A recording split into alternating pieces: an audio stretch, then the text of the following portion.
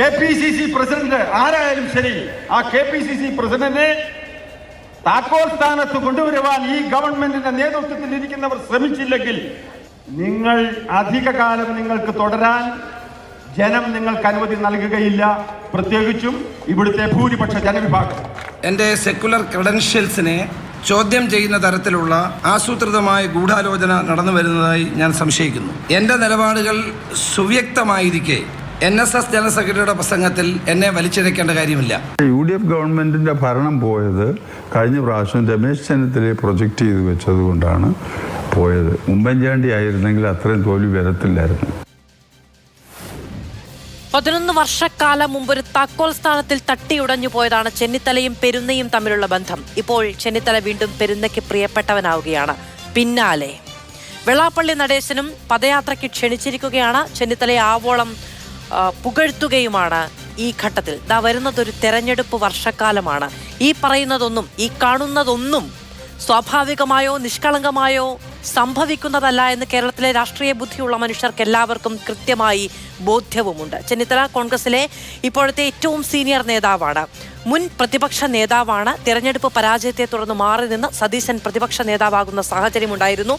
പെരുന്നയോടുള്ള പ്രിയം എന്ന് പറയുന്നതും പെരുന്നയ്ക്ക് തിരിച്ചുള്ള പ്രിയം എന്നും പറയുന്നത് അടുത്ത തവണത്തെ മുഖ്യമന്ത്രി പോരാട്ടത്തിൽ ആർക്കു മുൻതൂക്കം കിട്ടും എന്നതിൻ്റെ ചൂളം വിളികളാണോ എന്ന ചർച്ച സ്വാഭാവികമായും ഉണ്ടാകുന്നതാണ്. നമുക്കറിയാം, ഏറെക്കുറെ 1.5 വർഷക്കാലം മാത്രമാണ് നിയമസഭാ തെരഞ്ഞെടുപ്പിൽ അവശേഷിക്കുന്നത്. തുടർഭരണമാണ് LDF പൂർത്തിയാക്കുന്നത്. 3ാം വട്ടവും പിണറായി സർക്കാർ എന്ന തരത്തിൽ ഉള്ള ചിട്ടയായ പ്രവർത്തനത്തിലേക്ക് പോലും കടന്നിരിക്കുന്നു CPM. ഈ സമ്മേളനകാലം കഴിഞ്ഞാൽ അത് വളരെ സജീവമായി മുന്നോട്ട് പോവുകയും ചെയ്യും എന്നിരിക്കലാണ് ഇപ്പുറത്ത് ഒരു മുഖ്യമന്ത്രി പോരാട്ടത്തിനുള്ള സജീവമായ സിഗ്നലുകൾ കണ്ടു തുടങ്ങിയത് എന്നുള്ളത് ഏറെ രാഷ്ട്രീയ കൗതുകമുള്ള കാഴ്ചയുമാണ്. സാമുദായിക സമവാക്യങ്ങൾക്കനുസരിച്ച് മാത്രം നിർണയിച്ചു പോകുന്ന കോൺഗ്രസിലെ അധികാര ശ്രേണിയെ തിരുത്തി എഴുതാൻ സതീശന് കഴിയുമോ എന്നുള്ളതും ഒരു ചോദ്യമായി നിൽക്കുകയാണ്. ഈ വിഷയമാണ് സൂപ്പർ പ്രൈം ടൈം ഇന്ന് ചർച്ചയ്ക്കായി തിരഞ്ഞെടുത്തിരിക്കുന്നത്. നമ്മളോടൊപ്പം അതിഥികൾ അഡ്വക്കേറ്റ് ജയശങ്കർ, രാഷ്ട്രീയ നിരീക്ഷകൻ, ശ്രീകുമാർ മനയിൽ, രാഷ്ട്രീയ നിരീക്ഷകൻ, ശ്രീ സണ്ണിക്കുടി എബ്രഹാം, മുതിർന്ന മാധ്യമപ്രവർത്തകൻ, ശ്രീ N ശ്രീകുമാർ, മാധ്യമപ്രവർത്തകൻ, കോൺഗ്രസ് സഹയാത്രികൻ എന്നിവരാണ് നമ്മളോടൊപ്പം ചർച്ചയിൽ ചേർന്നത്. അഡ്വക്കേറ്റ് ജയശങ്കർ, അങ്ങേക്ക് കേൾക്കാമോ? കേൾക്കാം. അഡ്വക്കേറ്റ് ജയശങ്കർ, ഈ പെരുന്നയും രമേശ് ചെന്നിത്തലയുമായുള്ള മഞ്ഞുരുക്കം കഴിഞ്ഞ കുറച്ച് ദിവസങ്ങളായി നമ്മൾ ചർച്ച ചെയ്യുന്നുണ്ട് എന്നുള്ളത് ശരിയാണ്. അതിലേക്ക് വരുന്നതിന് മുൻപ് എനിക്ക് പ്രാഥമികമായി അങ്ങയോട് ചോദിക്കാനുള്ള ഒരു കാര്യമെന്ന് പറയുന്നത്, ഇനി സാമുദായിക ശക്തികൾക്ക് നിർണായകമായ സ്വാധീന ശക്തി ചെലുത്താൻ കഴിയുന്നൊരു രാഷ്ട്രീയം കേരളത്തിൽ അവശേഷിക്കുന്നുണ്ടോ?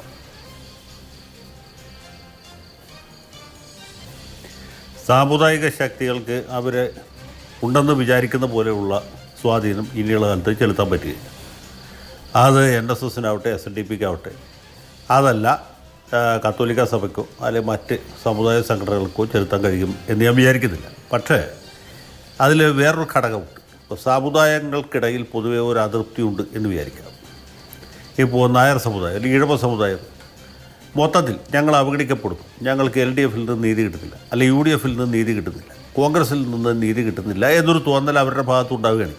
പ്രത്യേകിച്ച് ഭരിക്കുന്ന സമയത്താണ്. ഉമ്മൻചാണ്ടിയുടെ ഭരണകാലത്ത് അങ്ങനെ ഭയങ്കരമായൊരു വികാരം ഉണ്ടായി. പ്രത്യേകിച്ച് ലീഗിൻ്റെ 5ാം മന്ത്രിസ്ഥാനം കൊടുത്തതിന് ശേഷം. അതിനു മുമ്പ് അത്ര ഉണ്ടായിരുന്നില്ല. മുസ്ലിം ലീഗിന് 5ാം മന്ത്രിസ്ഥാനം കൊടുക്കും.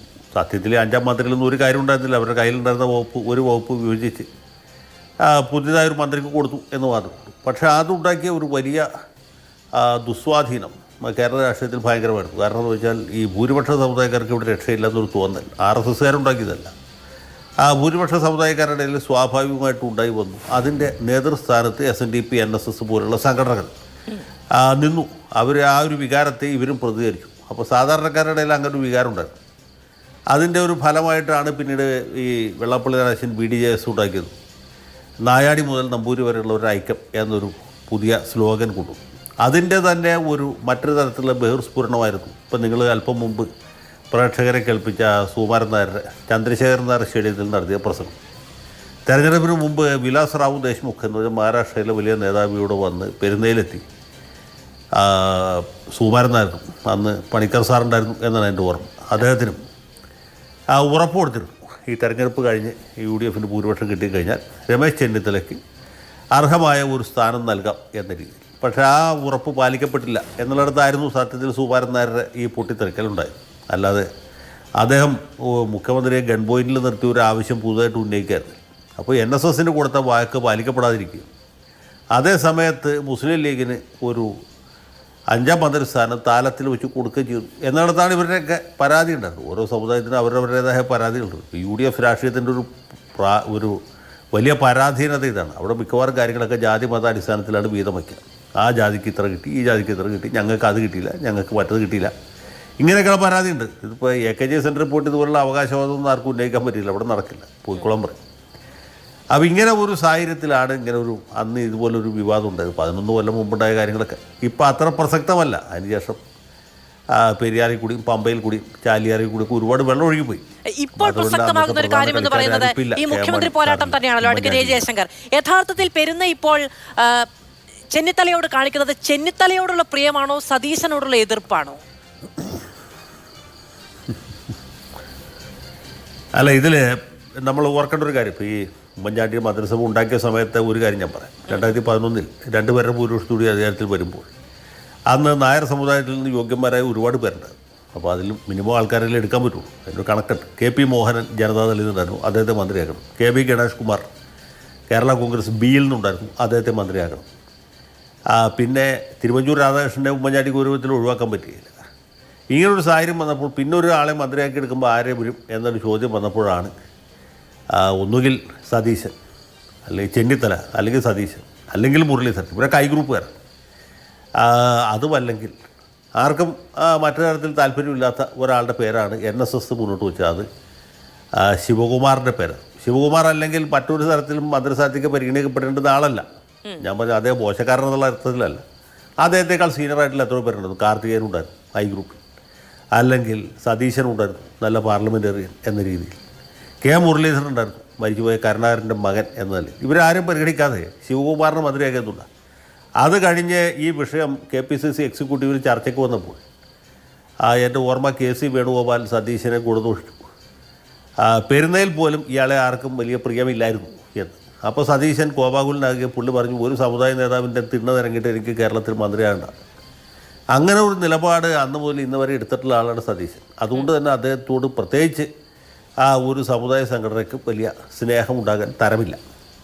ഇതേ പ്രശ്നം തന്നെ വെള്ളാപ്പള്ളി നടേശനുണ്ട് സതീശനെ സംബന്ധിച്ച്. സതീശൻ കണിച്ചുകുളങ്ങരയിൽ ഇടയ്ക്കിടയ്ക്ക് ചെല്ലുകയോ അല്ലെങ്കിൽ വെള്ളാപ്പള്ളി നടേശനെ വന്ദിക്കുകയോ ഒന്നും ചെയ്യുന്നില്ല.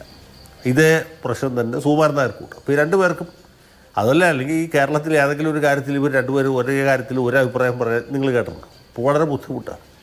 വെള്ളാപ്പള്ളി നടേശന് ഇപ്പോൾ പകലാണെന്ന് പറഞ്ഞാൽ സുകുമാരൻ നായർ രാത്രി ഇടുന്നു, മറിച്ചും ഇത് തന്നെ ചെയ്യും.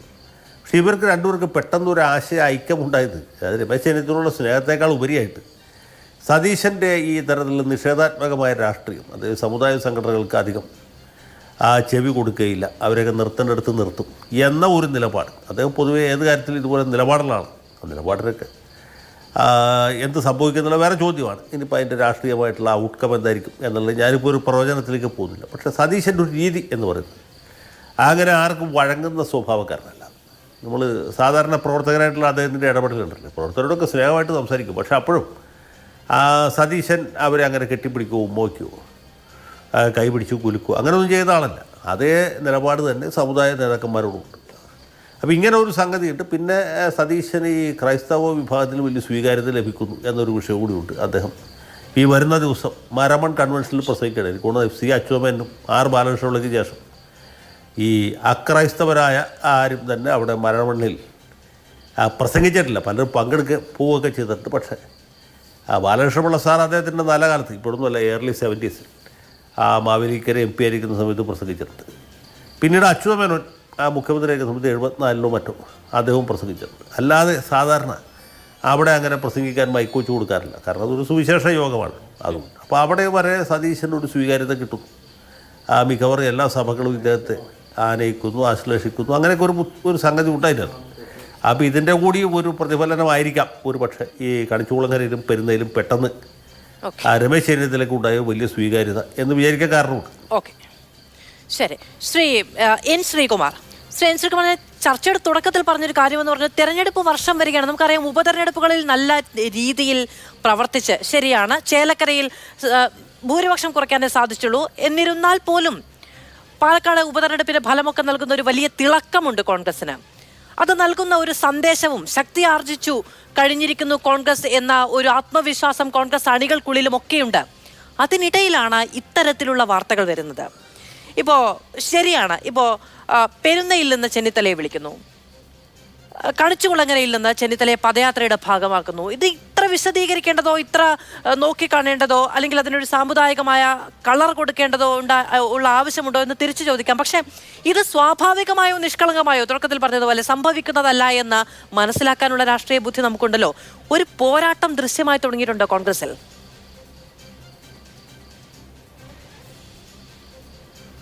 നോക്കൂ, മാധു പറഞ്ഞതുപോലെ തന്നെ 1.5 വർഷം ഇനി തിരഞ്ഞെടുപ്പിനുണ്ട്. നമ്മളിനി എന്തൊക്കെയാണ് കാണാനിരിക്കുന്നതെന്ന് ഈ 1.5 വർഷത്തിനുള്ളിൽ മാധുവിനെ ആലോചിച്ചറിയാമല്ലോ. രാഷ്ട്രീയത്തിൽ എന്ത് സംഭവിക്കാമല്ലോ. NSS ജനറൽ സെക്രട്ടറിയും അതുപോലെ രമേശ് ചെന്നിത്തലയും തമ്മിൽ 8-9 വർഷം മുമ്പ് ഒരു ചെറിയ പിണക്കം ഉണ്ടായിരുന്നു.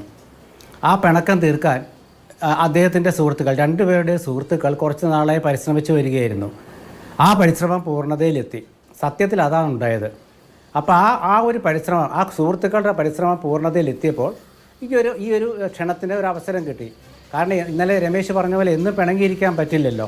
പിന്നെ രണ്ടാമത്തെ കാര്യം, ഇത് നിഷ്കളങ്കമാണോ എന്ന് ചോദിച്ചാൽ രാഷ്ട്രീയത്തിലും സമുദായ സംഘടനകളുടെ നേതാക്കളൊക്കെ എടുക്കുന്ന തീരുമാനത്തിന് ഒരു ലക്ഷ്യം ഉണ്ടാകും. യാതൊരു സംശയമില്ലാത്ത കാര്യമാണ്.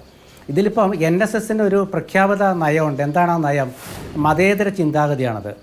NSS ഒരു മതേതര ചിന്താഗതിയുള്ള സമുദായമാണ്, യാതൊരു സംശയമില്ലല്ലോ. ഇത് ഞാൻ പറഞ്ഞതല്ല കേട്ടോ, ഞാൻ പറഞ്ഞതല്ല, എല്ലാവരും പറയുന്നതാണ്. ഇനിയിപ്പം ആരാണ് പറഞ്ഞതെന്ന് ചോദിച്ചാൽ പുതുപ്പള്ളി തിരഞ്ഞെടുപ്പിൽ CPMൻ്റെ പ്രമുഖ നേതാവായ സ്ഥാനാർത്ഥി ജെയ്ക്ക് തോമസ് പറഞ്ഞതാണ്. എന്താ പറഞ്ഞത്? വർഗീയതയെ പടിയടച്ച് പുറത്താക്കിയ നേതാവാണ് സുകുമാരൻ നായരെന്ന്. അത് അപ്പോൾ ജെയ്ക്കിൻ്റെ മാത്രമായിട്ട് ഞാൻ അവിടെ പറയുകയാണ്. അപ്പോൾ ജെയ്ക്ക് പറഞ്ഞാൽ പിന്നെ ഞാൻ പറയുന്നതിനെക്കാട്ടിലും വലിയതാണല്ലോ. അപ്പോൾ അങ്ങനെയുള്ള ഒരു മതേതര ചിന്താഗതിയുള്ള സമുദായത്തിൻ്റെ ജനറൽ സെക്രട്ടറി കോൺഗ്രസ്സിലെ ഒരു നേതാവിനെ അദ്ദേഹത്തിൻ്റെ പരിപാടിയിലേക്ക് ക്ഷണിക്കുന്നു. കുറേ കാലത്തിന് ശേഷം പിണക്കം അവസാനിപ്പിക്കുന്നു. ഇത് സതീശനെതിരായ നീക്കമോ അല്ലെ ചെന്നിത്തല മുഖ്യമന്ത്രിയാക്കാനൊന്നും അല്ല. കാരണം കോൺഗ്രസ് രാഷ്ട്രീയം അറിയുന്നവർക്കറിയാം, 1.5 വർഷം എന്ന് വെച്ചാൽ നിസ്സാരമല്ലല്ലോ. എത്ര കിടക്കുന്നു, എത്ര നേതാക്കളുടെ പാർട്ടിയാണിന്, ഇനി എന്തൊക്കെ കാണാനിരിക്കുന്നു നമ്മൾ. അപ്പോൾ അതിലേക്കൊന്നും നമ്മൾ പോകണ്ട. NSSന് രാഷ്ട്രീയമായ ലക്ഷ്യമുണ്ട്. അതിലൊരു പ്രധാനപ്പെട്ട കാരണം ഈ BJPയുമായി ബന്ധമുള്ള ചില NSS നേതാക്കളൊക്കെ ഉണ്ട്. അപ്പോൾ NSSലെ സാധാരണക്കാരായ പ്രവർത്തകർ ഇന്ന് കോൺഗ്രസുമായിട്ട് അറിയാമല്ലോ. മന്നത്ത് പത്മനാഭൻ പോലും കോൺഗ്രസ്സുകാരനായിട്ട് അറസ്റ്റ് വരിച്ച കാലമാണ്. പിന്നീട് അദ്ദേഹം വൈക്കം സത്യാഗ്രഹത്തിലൊക്കെ പോയൊക്കെ ചരിത്രമാണല്ലോ. അപ്പോൾ അങ്ങനെ മന്നത്തിൻ്റെ പിന്തലമുറക്കാരായ NSSൻ്റെ പ്രവർത്തകരെ കോൺഗ്രസിൽ നിന്നും വേറൊരു കമ്മ്യൂണിസ്റ്റ് അല്ലാത്ത വേറൊരു പാർട്ടിയിലേക്ക് പോകാനുള്ള ഒരു ഒഴുക്കോട്ടോ ഉണ്ടെന്നൊക്കെ പറയുന്നുണ്ടല്ലോ. അതൊക്കെ ഉണ്ടെങ്കിൽ അതൊക്കെ അവിടെ തടയിടണം. കാരണം കോൺഗ്രസിനോട് NSSന് എന്നും ഒരു മൃദു സമീപനമുണ്ട്. അത് സമദൂര സിദ്ധാന്തം ഉള്ള അവസരത്തിലുമുണ്ട്. അത് ഫലപ്രദമാകുമോ ഇല്ലയോ എന്നൊക്കെ വേറെ കാര്യം. തിരുവനന്തപുരം വട്ടിയൂർക്കാവിലെ നമ്മുടെ അവിടുത്തെ മുൻ മേയറായിരുന്ന ജയൻ ബാബുവും അതുപോലെ പേര് ഞാൻ പെട്ടെന്ന് വിട്ടുപോയി, അദ്ദേഹം അതുപോലെ കോൺഗ്രസിലെ മോഹൻകുമാറുമാണ് മത്സരിച്ചത്. അപ്പോൾ അന്ന് മോഹൻകുമാറിന് പരസ്യമായിട്ട് NSS പിന്തുണ കൊടുത്തില്ലേ. അപ്പോൾ അതുകൊണ്ട് കോൺഗ്രസുമായിട്ടൊരു താല്പര്യമുള്ള ഒരു വിഭാഗം സമുദായമാണ് NSS എന്ന് പറയുന്നത്. അപ്പോൾ അവരെ സംബന്ധിച്ചിടത്തോളം വൈരുദ്ധ്യം എന്ന് പറയുന്നത് ചെന്നിത്തല തന്നെയാണ്. എന്നെ അങ്ങനെ ഒരു ബ്രാൻഡ് ചെയ്യേണ്ട കാര്യമില്ല, എൻ്റെ സെക്യുലർ ക്രെഡൻഷ്യലിനെ ചോദ്യം ചെയ്യേണ്ടതില്ല എന്ന് പറഞ്ഞത് NSS ജനറൽ സെക്രട്ടറിയുടെ പ്രസംഗത്തിന്റെ മധ്യേ തൻ്റെ പേര് വലിച്ചിഴക്കപ്പെട്ടതുമായി ബന്ധപ്പെട്ട്. അപ്പോൾ അതിലൊരു സെക്യുലർ ഇഷ്യൂ ഉണ്ടെന്ന് കണ്ടെത്തിയാണ് ചെന്നിത്തലയാണ്. അപ്പം അങ്ങിപ്പോൾ മതേതരം എന്ന് ആവർത്തിച്ച് പറയുമ്പോൾ എനിക്കതല്ല എന്നോ ആണോ എന്ന് തുല്യം ചാർത്തി നൽകേണ്ട, അല്ലെങ്കിൽ ഒരു സർട്ടിഫിക്കറ്റ് കൊടുക്കേണ്ട, അതിനെ പിന്തുണയ്ക്കേണ്ട, ഒന്ന് കൈയുയർത്തേണ്ട ആവശ്യകതയില്ല. അതിനെ ചോദ്യം ചെയ്ത ഒരാൾ ചെന്നിത്തലയായിരുന്നു. അതിലെനിക്ക് ബാധ്യതയില്ല എന്ന് ഞാൻ പറഞ്ഞു നോക്കട്ടെ. അപ്പോൾ ചെന്നിത്തലയ്ക്ക് ആ കാഴ്ചപ്പാടിൽ മാറ്റം ഉണ്ടായിട്ടുണ്ടെങ്കിൽ അതിൻ്റെ ലക്ഷ്യം എന്താണ്? ഇനി ആ കാഴ്ചപ്പാട് അങ്ങനെ മാറ്റി എഴുതാൻ പെരുന്നയിൽ നിന്നൊരു സപ്പോർട്ട് കിട്ടിയിട്ടുണ്ടോ? അങ്ങനെയാണെങ്കിൽ അതിന് താല്പര്യം എന്താണെന്നാണ് നമ്മൾ ചോദിക്കുന്നത്. ഇപ്പം ഈ ഫ്ലോറിൽ വെച്ച് നമ്മൾ NSSൻ്റെ മതേതരത്വത്തെ പറ്റി ചർച്ച ചെയ്തിട്ട് കാര്യമില്ല. അതങ്ങനെയല്ല.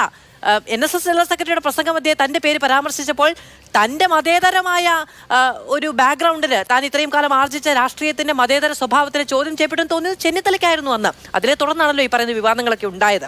അതോടെ നിൽക്കട്ടെ. ശ്രീകുമാർ മനയിൽ ഇതിപ്പോൾ ഇത് നോക്കൂ, ഇങ്ങനെ ഒരു മുഖ്യമന്ത്രി പോരാട്ടമാണ് നടക്കുന്നത് എങ്കിൽ അതിൽ ആരുടെ പക്ഷത്തിനാണ് കൂടുതൽ ആർജവം? ഇപ്പോൾ ചെന്നിത്തല ഒരു ഭാഗത്ത് നിൽക്കുന്നു, VD സതീശൻ ഒരു ഭാഗത്ത് നിൽക്കുന്നു, ചില മോഹങ്ങളുമായി ഈ പറയുന്ന ദേശീയ നേതാക്കൾ പറന്നിറങ്ങാനുള്ള സാധ്യതകൾ കണക്ക് കൂട്ടുന്നു. KC Venugopal അടക്കമുള്ളവരുണ്ട്, K മുരളീധരനുണ്ട്. എത്രത്തോളം K സുധാകരൻ അത് മുന്നോട്ട് വെക്കും എന്നറിഞ്ഞുകൂടാ. ഇങ്ങനെ ഒരു വലിയ മുഖ്യമന്ത്രി പോരാട്ടത്തിനുള്ള അവകാശവാദം ഉന്നയിക്കുന്ന നേതാക്കളുടെ നീണ്ട പരമ്പരയുണ്ട് ഇവിടെ. അത് ആർക്കാണ് കൂടുതൽ സേ ഉള്ളത്? മാധു, അതെ, നമ്മുടെ N. ശ്രീകുമാർ സാറ് പറഞ്ഞതാണ് അതിൻ്റെ ഒരു വസ്തുത. കാരണം വെച്ചാൽ കോൺഗ്രസ്സിൽ ആരാണ് മുഖ്യമന്ത്രി എന്ന് തീരുമാനിക്കാനുള്ള ഒരു അവസരമല്ല യഥാർത്ഥത്തിൽ ഈ രമേശ് ചെന്നിത്തലയെ മന്നം ജയന്തിക്ക് ക്ഷണിച്ച് പ്രസംഗിപ്പിക്കുന്നതിൻ്റെ പിന്നിലുള്ളത്. അത് അദ്ദേഹം പറഞ്ഞാണ് യഥാർത്ഥ പോയിന്റ്. കാരണം വെച്ചാൽ കോൺഗ്രസിനോട് എപ്പോഴും ഒരു മൃദു സമീപനം പുലർത്തിയിരുന്ന അല്ലെങ്കിൽ താല്പര്യമുള്ള ഒരു സാമുദായിക സംഘടനയാണ് NSS. നിങ്ങൾ ഓർമ്മിച്ചു, കേരളത്തിലെ എല്ലാ സാമുദായിക വിഭാഗങ്ങളും BJPയെ ഒരു തരത്തിലല്ലെങ്കിൽ മറ്റൊരു തരത്തിൽ പ്രീണിപ്പിക്കാൻ ശ്രമിക്കുമ്പോൾ ഒരു കാരണവശാലും BJPയെയും RSSനെയും അടുപ്പിക്കുകയില്ല എന്ന് പ്രതിജ്ഞ എടുത്ത ഒരു ഏക സമുദായ സംഘടന യഥാർത്ഥത്തിൽ NSS മാത്രമാണ്. കാരണം അവിടെ കടഞ്ഞെന്ന സുരേഷ് ഗോപിയെ അവിടെ നിന്ന് ഇറക്കി വിട്ടു. നിങ്ങൾ ആ വിഷയം ഉണ്ടാവും മനസ്സിലാവും. കയറി ചെന്ന BJP നേതാവ് സുരേഷ് ഗോപിയെ അവിടെ നിന്ന് ഇറക്കി വിട്ടു. എക്കാലവും അത് എന്തുകൊണ്ടാണ് ഈ BJPയെ അല്ലെങ്കിൽ RSSനെ NSS തൊട്ട് മാറ്റി നിർത്തുന്നത് എന്ന് വെച്ചാൽ കേരളത്തിൽ കോൺഗ്രസിനും കോൺഗ്രസ് നേതൃത്വം നൽകുന്ന മതേതര ചേരിക്കും എപ്പോഴും ഒരു പ്രസക്തി ഉണ്ടാകണം. അത് NSSൻ്റെ നേതൃത്വത്തിന് എപ്പോഴും എല്ലാ കാലവും നിർബന്ധം ഉണ്ടായിരുന്നു. NSSൻ്റെ പാർട്ടിയായ NDP യഥാർത്ഥത്തിൽ വർഷങ്ങളോളം 96 വരെ UDFൻ്റെ ഘടകകക്ഷിയായിരുന്നു എന്ന് ഓർക്കണം. UDFൻ്റെ ഒരു ഘടകകക്ഷിയെ കൊണ്ടുകടന്ന അല്ലെങ്കിൽ ആ ഒരു പാർട്ടിയെ കൊണ്ടുകടന്ന സംഘടന NSS. എന്തെല്ലാം പ്രലോഭനങ്ങളുണ്ടായിരുന്നു. നിങ്ങൾക്ക് ചിന്തിക്കാൻ പറ്റാത്ത പ്രലോഭനങ്ങളാണ് RSS BJP നേതൃത്വത്തിൽ നിന്നും NSSന് നേരെ ഉണ്ടായത്. ചിന്തിക്കാൻ പറ്റാത്ത പ്രലോഭനവും ചിന്തിക്കാൻ പറ്റാത്ത ഭീഷണിയും ഉണ്ടായി. അതും ഞാൻ അടിവരയിട്ട് ചിന്തിക്കാൻ പറ്റാത്ത പ്രലോഭനവും ചിന്തിക്കാൻ പറ്റാത്ത ഭീഷണി ഉണ്ടായിട്ട് പോലും എന്തുകൊണ്ടാണ് RSSനും BJPക്കും അനുകൂലമായിട്ടൊരു നിലപാട് NSS കൈക്കൊള്ളായിരുന്നത്? അങ്ങനെ കൈക്കൊണ്ട എത്രയോ സമുദായ സംഘടനകൾ മുസ്ലിം സമുദായത്തിലും ക്രിസ്ത്യൻ സമുദായത്തിലും ഒക്കെ ഉണ്ട്, ഹിന്ദു സമുദായത്തിലും ഉണ്ട്. പക്ഷേ എന്തുകൊണ്ടാണ് NSS BJPയെ ഒരു കാരണവശാലും അടുപ്പിക്കാതിരുന്നത്?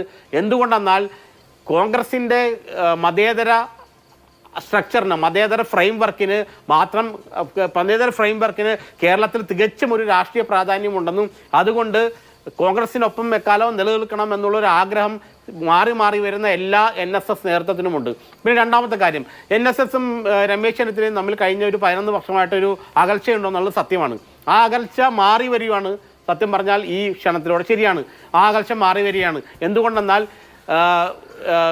NSSന് അടുപ്പമുണ്ടായിരുന്ന കോൺഗ്രസ് നേതൃത്വം ഒന്ന് K കരുണാകരൻ, പിന്നെ ഉമ്മൻചാണ്ടി, പിന്നെ രമേശ് ചെന്നിത്തലയായിരുന്നു. ഇപ്പോൾ കരുണാകരനുമില്ല, ഉമ്മൻചാണ്ടിയില്ല. പിന്നെ NSS നേതൃത്വത്തിന് അടുപ്പമുള്ള വ്യക്തിപരമായ അടുപ്പമുള്ള ഏക കോൺഗ്രസ് സീനിയർ നേതാവ് എന്ന് പറയുന്നത് രമേശ് ചെന്നിത്തലയാണ്. ഉമ്മൻചാണ്ടിയായിട്ട് വളരെ ആത്മബന്ധം ഉണ്ടായിരുന്നു NSS നേതൃത്വത്തിന്, ഒരു സംശയമില്ല. ഞാനത് വ്യക്തിപരമായിട്ട് എനിക്കറിയാവുന്നതും കൂടിയാണ്. ഇപ്പോൾ നിലവിൽ ഈ രമേശ് ചെന്നിത്തലയായിട്ടാണ് അവർക്ക് കോൺഗ്രസിൽ കൂടുതൽ അടുപ്പം. അതുകൊണ്ട് തന്നെ എന്താണ് സംഭവിക്കുന്നത്? കോൺഗ്രസിലേക്ക് കൂടുതൽ NSSനെ അടുപ്പിക്കുകയും BJPയിൽ നിന്നും ആ സമുദായ അംഗങ്ങളെ മാറ്റി നിർത്തുകയും, അതൊരു രാഷ്ട്രീയ പോരാട്ടം തന്നെയാണ്, ഒരു രാഷ്ട്രീയ നിലപാടാണ്. BJPയിലേക്ക് സമുദായ അംഗങ്ങൾ പോകാതെ കോൺഗ്രസിനൊപ്പം നിൽക്കുക എന്നുള്ള ഒരു രാഷ്ട്രീയ തന്ത്രവും ഒരു രാഷ്ട്രീയ കാര്യപരിപാടിയുമാണ് NSSനുള്ളത്. അതുകൊണ്ടാണ് രമേശ് ചെന്നിത്തലയെ ഈ മന്നം ജയന്തിക്ക് കഴിഞ്ഞ തവണ ശശി തരൂരിനെ വിളിച്ചത്. ഇപ്പോൾ ഈ കോൺഗ്രസ് നേതാക്കളെ എന്തുകൊണ്ട് വിളിക്കുന്നു വെച്ചാൽ BJPയിൽ നിന്ന് സമുദായത്തെ മാറ്റി നിർത്തുക, നായർ സമുദായ അംഗങ്ങളെ മാറ്റി നിർത്തുക, നായർ സമുദായങ്ങളെ വോട്ടർമാരെ മാറ്റി നിർത്തുക എന്നുള്ളത് NSSന്റെ പ്രഖ്യാപിത നിലപാടാണ്. ആ നിലപാടിൽ നിന്ന് ഒരു ഇഞ്ച് പിന്നോക്കം പോയിട്ടില്ല. അതുകൊണ്ടാണ് അവർ ആരോടാണ് കൂടുതൽ അടുപ്പമുള്ളത് അവരെ ന്യായമായിട്ട് ആ പരിപാടിക്ക് വിളിക്കും. അതുകൊണ്ടാണ് രമേശ് ചെന്നിത്തല വിളിക്കുന്നു എന്ന് മാത്രമേ ഉള്ളൂ. പക്ഷേ പിന്നെ രമേശ് ചെന്നിത്തലയെ സംബന്ധിച്ചിടത്തോളം അദ്ദേഹത്തിന് എല്ലാ സമുദായങ്ങളായിട്ടും അത് KPC പ്രസിഡന്റ് ആയിരുന്ന കാലത്തും പ്രതിപക്ഷമായിരുന്ന സമയത്ത് അത്യാവശ്യം നല്ല ബന്ധങ്ങളുണ്ട്. അത് SNDP ആയിട്ടുണ്ട്, ക്രൈസ്തവ സമൂഹമായിട്ടുണ്ട്, മുസ്ലിം സമുദായത്തിലെ ഏറെക്കുറെ എല്ലാ സംഘടനയായിട്ടും, എനിക്ക് തോന്നുന്നത് സമസ്തയായിട്ടും കാന്തപുരമായിട്ടും വളരെ പേഴ്സണലി ബന്ധം ഉള്ള ആളാണ് അദ്ദേഹം. അപ്പോൾ ഇതൊക്കെ അദ്ദേഹം ഇത്രയും വർഷങ്ങളായിട്ട് കേരളത്തിൽ പ്രവർത്തിക്കുന്ന ആളല്ല, അദ്ദേഹത്തിന് എല്ലാ സമുദായ സംഘടനയായിട്ടും ബന്ധമുണ്ട്. പക്ഷേ ഇവിടെ NSS അർത്ഥമാക്കുന്ന എനിക്ക് മനസ്സിലായിട്ടുള്ളത് BJPയെ മാറ്റി നിർത്തുക രാഷ്ട്രീയത്തിൽ നിന്ന്, അതിന് പറ്റിയ ഒരു പാലം വീണ്ടും കോൺഗ്രസുമായിട്ട് ഉണ്ടാക്കുക. അതിന് അനുയോജ്യമായ ആള് രമേശ് ചെന്നിത്തല, കാരണം അദ്ദേഹമാണ് ഏറ്റവും സീനിയർ നേതാവ്. അപ്പൊ ആ ഒരു മഞ്ഞുരുകൾ അവസാനിപ്പിക്കുക, അത് തന്നെയാണ് കാര്യം. ഓക്കെ, ശ്രീ സണ്ണിക്കുട്ടി എബ്രഹാം, നമുക്ക് CPMന്റെ പുതിയ സമീപനം ഏതു രീതിക്ക് എന്നത് സംബന്ധിച്ച് വളരെ കാര്യമായ വിശകലനങ്ങൾ നടക്കുന്ന ഒരു സമയം കൂടിയാണ് ഇത്. ഏറ്റവും അവസാനമായി പറയുന്ന മെക്സവനുമായി ബന്ധപ്പെട്ട വിവാദങ്ങൾക്കിടയിൽ പോലും P. ജയരാജന്റെ പുസ്തകത്തിലടക്കമുള്ള കാര്യങ്ങളിലൊക്കെ പോലും BJP കടന്നു കയറുന്ന ഭൂരിപക്ഷ വോട്ടുകൾ കൂടുതൽ ഈടോടെ ഉറപ്പിക്കാൻ അത് ഏറ്റവും അവസാനം ഈഴവ വോട്ടുകളാണ് എങ്കിൽ പോലും ഈടോണ് ഉറപ്പിക്കാനുള്ള ഒരു ശ്രമം നയപരിപാടികൾ CPM-ന്റെ ഭാഗത്തു നിന്നുണ്ടാകുന്നതിനിടയിലാണ് ഇത്തരം ഒരു സമീപനം കൂടി ഉണ്ടായിരിക്കുന്നത്. അത് കണ്ണടച്ച് അതിനെതിരെ തിരിഞ്ഞു നിൽക്കാൻ കഴിയില്ല കോൺഗ്രസിന് എന്നത് പ്രധാനമാണ്. നോക്കൂ, ഇപ്പോൾ എത്ര സീറ്റുകൾ അധികം സമാഹരിച്ചാലാണ് വീണ്ടും ഒരു തുടർഭരണം എന്നതിനെ അതിജീവിക്കാൻ കോൺഗ്രസിന് കഴിയുക എന്നുള്ളതൊരു പ്രധാനപ്പെട്ട ചോദ്യമാണ്. ഇനി ആ സമ്മർദ്ദങ്ങൾ ഒരു വശത്ത്, അങ്ങനെ എന്തു സമ്മർദ്ദമുണ്ടായാൽ പോലും VD സതീശൻ എന്ന പ്രതിപക്ഷ നേതാവ് ഇത്തരം സാമുദായിക സമ്മർദ്ദ ശക്തികളുടെ ഏതെങ്കിലും തരത്തിലുള്ള രാഷ്ട്രീയ തീരുമാനങ്ങളിലോ സ്വാധീനത്തെ അംഗീകരിച്ചു കൊടുത്ത് മുന്നോട്ട് പോകുമോ?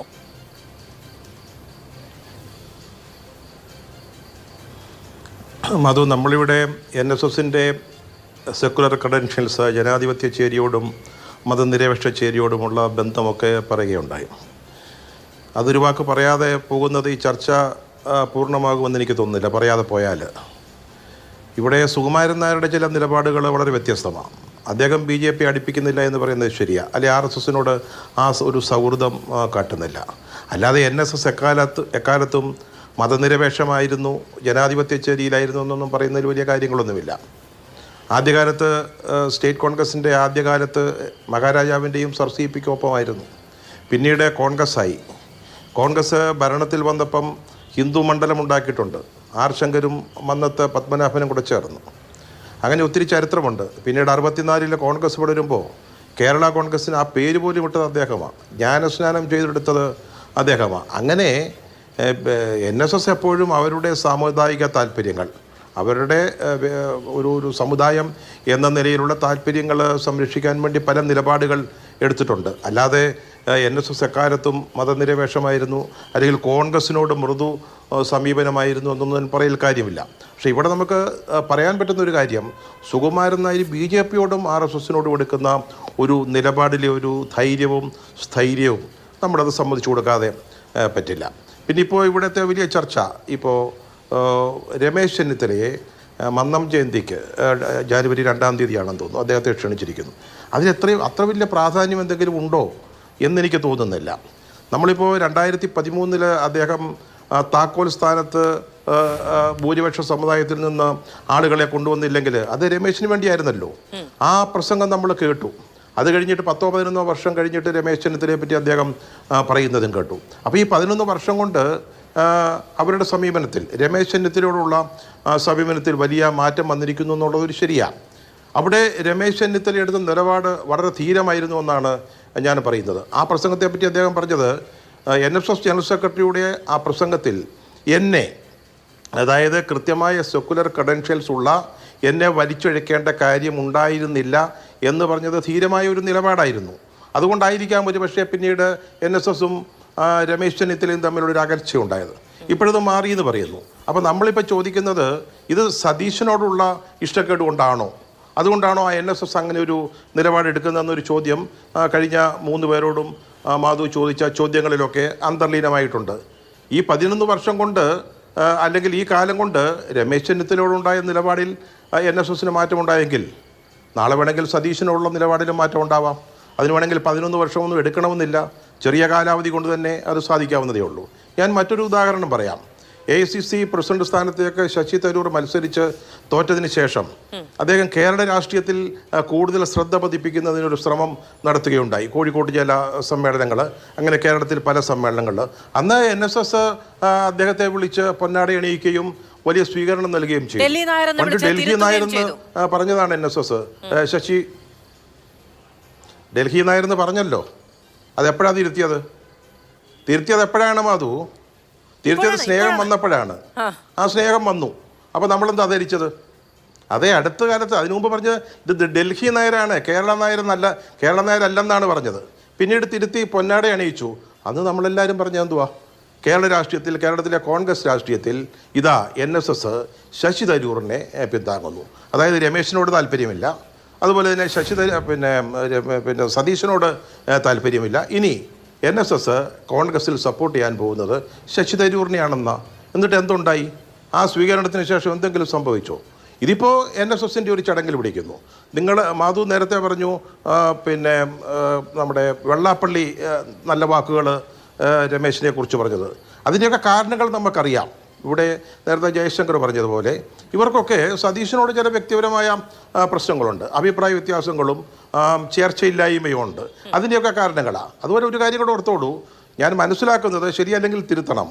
അതായത് വൈക്കത്ത് നിന്ന് നടത്തുന്ന പിന്നെ ശിവഗിരി തീർത്ഥാടനം അത് SNDP നടത്തുന്നതാണെന്ന് എനിക്ക് തോന്നുന്നില്ല കേട്ടോ. അതൊന്ന് അന്വേഷിക്കേണ്ട കാര്യമാണ്. അത് ശിവഗിരി മഠം നടത്തുന്ന ഒരു ഒരു ഒരു ഒരു ഒരു തീർത്ഥാടനമാണ്. അങ്ങനെയാണെങ്കിൽ ഇപ്പം നമ്മൾ പറയണമല്ലോ, ചാണ്ടിയുമ്മനുമായിട്ടാണ് ഇപ്പം ശിവഗിരിക്ക് ഏറ്റവും വലിയ അടുത്ത ബന്ധമെന്ന് പറയണമല്ലോ. അദ്ദേഹം വത്തിക്കാനിലിടുന്ന ലോക സർവമത സമ്മേളനത്തിൽ മാർപ്പാപ്പ പങ്കെടുത്ത സമ്മേളനമോ ചെറിയ യോഗമൊന്നും ആയിരുന്നില്ല. പിന്നെ പിന്നെ പിന്നെ വീൽ ചെയറിൽ പോലും സഞ്ചരിക്കാൻ ബുദ്ധിമുട്ടുന്ന അദ്ദേഹം വന്ന് 1 മണിക്കൂറോളം അവിടെ പങ്കെടുത്ത ഒരു ചടങ്ങാണ്. അതിൻ്റെ ഒരു സംഘാടനത്തിൽ അദ്ദേഹം ഉണ്ടായിരുന്നല്ലോ. അപ്പോൾ ചാണ്ടിയുമ്മൻ ഉണ്ടായിരുന്നില്ല. അപ്പോൾ ചാണ്ടിയുമ്മനും ശിവഗിരിയുമായിട്ട് എന്തോ ബന്ധമുണ്ടെന്നോ, ഇനി ശിവഗിരി ചാണ്ടിയുമ്മനെ നാളെ ഭാവിയിൽ കോൺഗ്രസ് രാഷ്ട്രീയത്തിൻ്റെ കാര്യത്തിൽ സപ്പോർട്ട് ചെയ്യുമെന്നോ ഒക്കെ പറയുന്നതിന് എന്തർത്ഥമാണുള്ളത്? ഇനി 1.5 വർഷമുണ്ട്. ഇവിടെ ധാരാളം, ഞാൻ ഒരു കാര്യം കൂടെ പറയാം, ഇവിടെ ധാരാളം സ്ഥാനാർത്ഥികൾ കോൺഗ്രസിൽ നിന്ന് മുഖ്യമന്ത്രിയാവാനുണ്ട്. പണ്ട് അങ്ങനെ ആയിരുന്നില്ല. 2021 പോലും രമേശായിരുന്നു.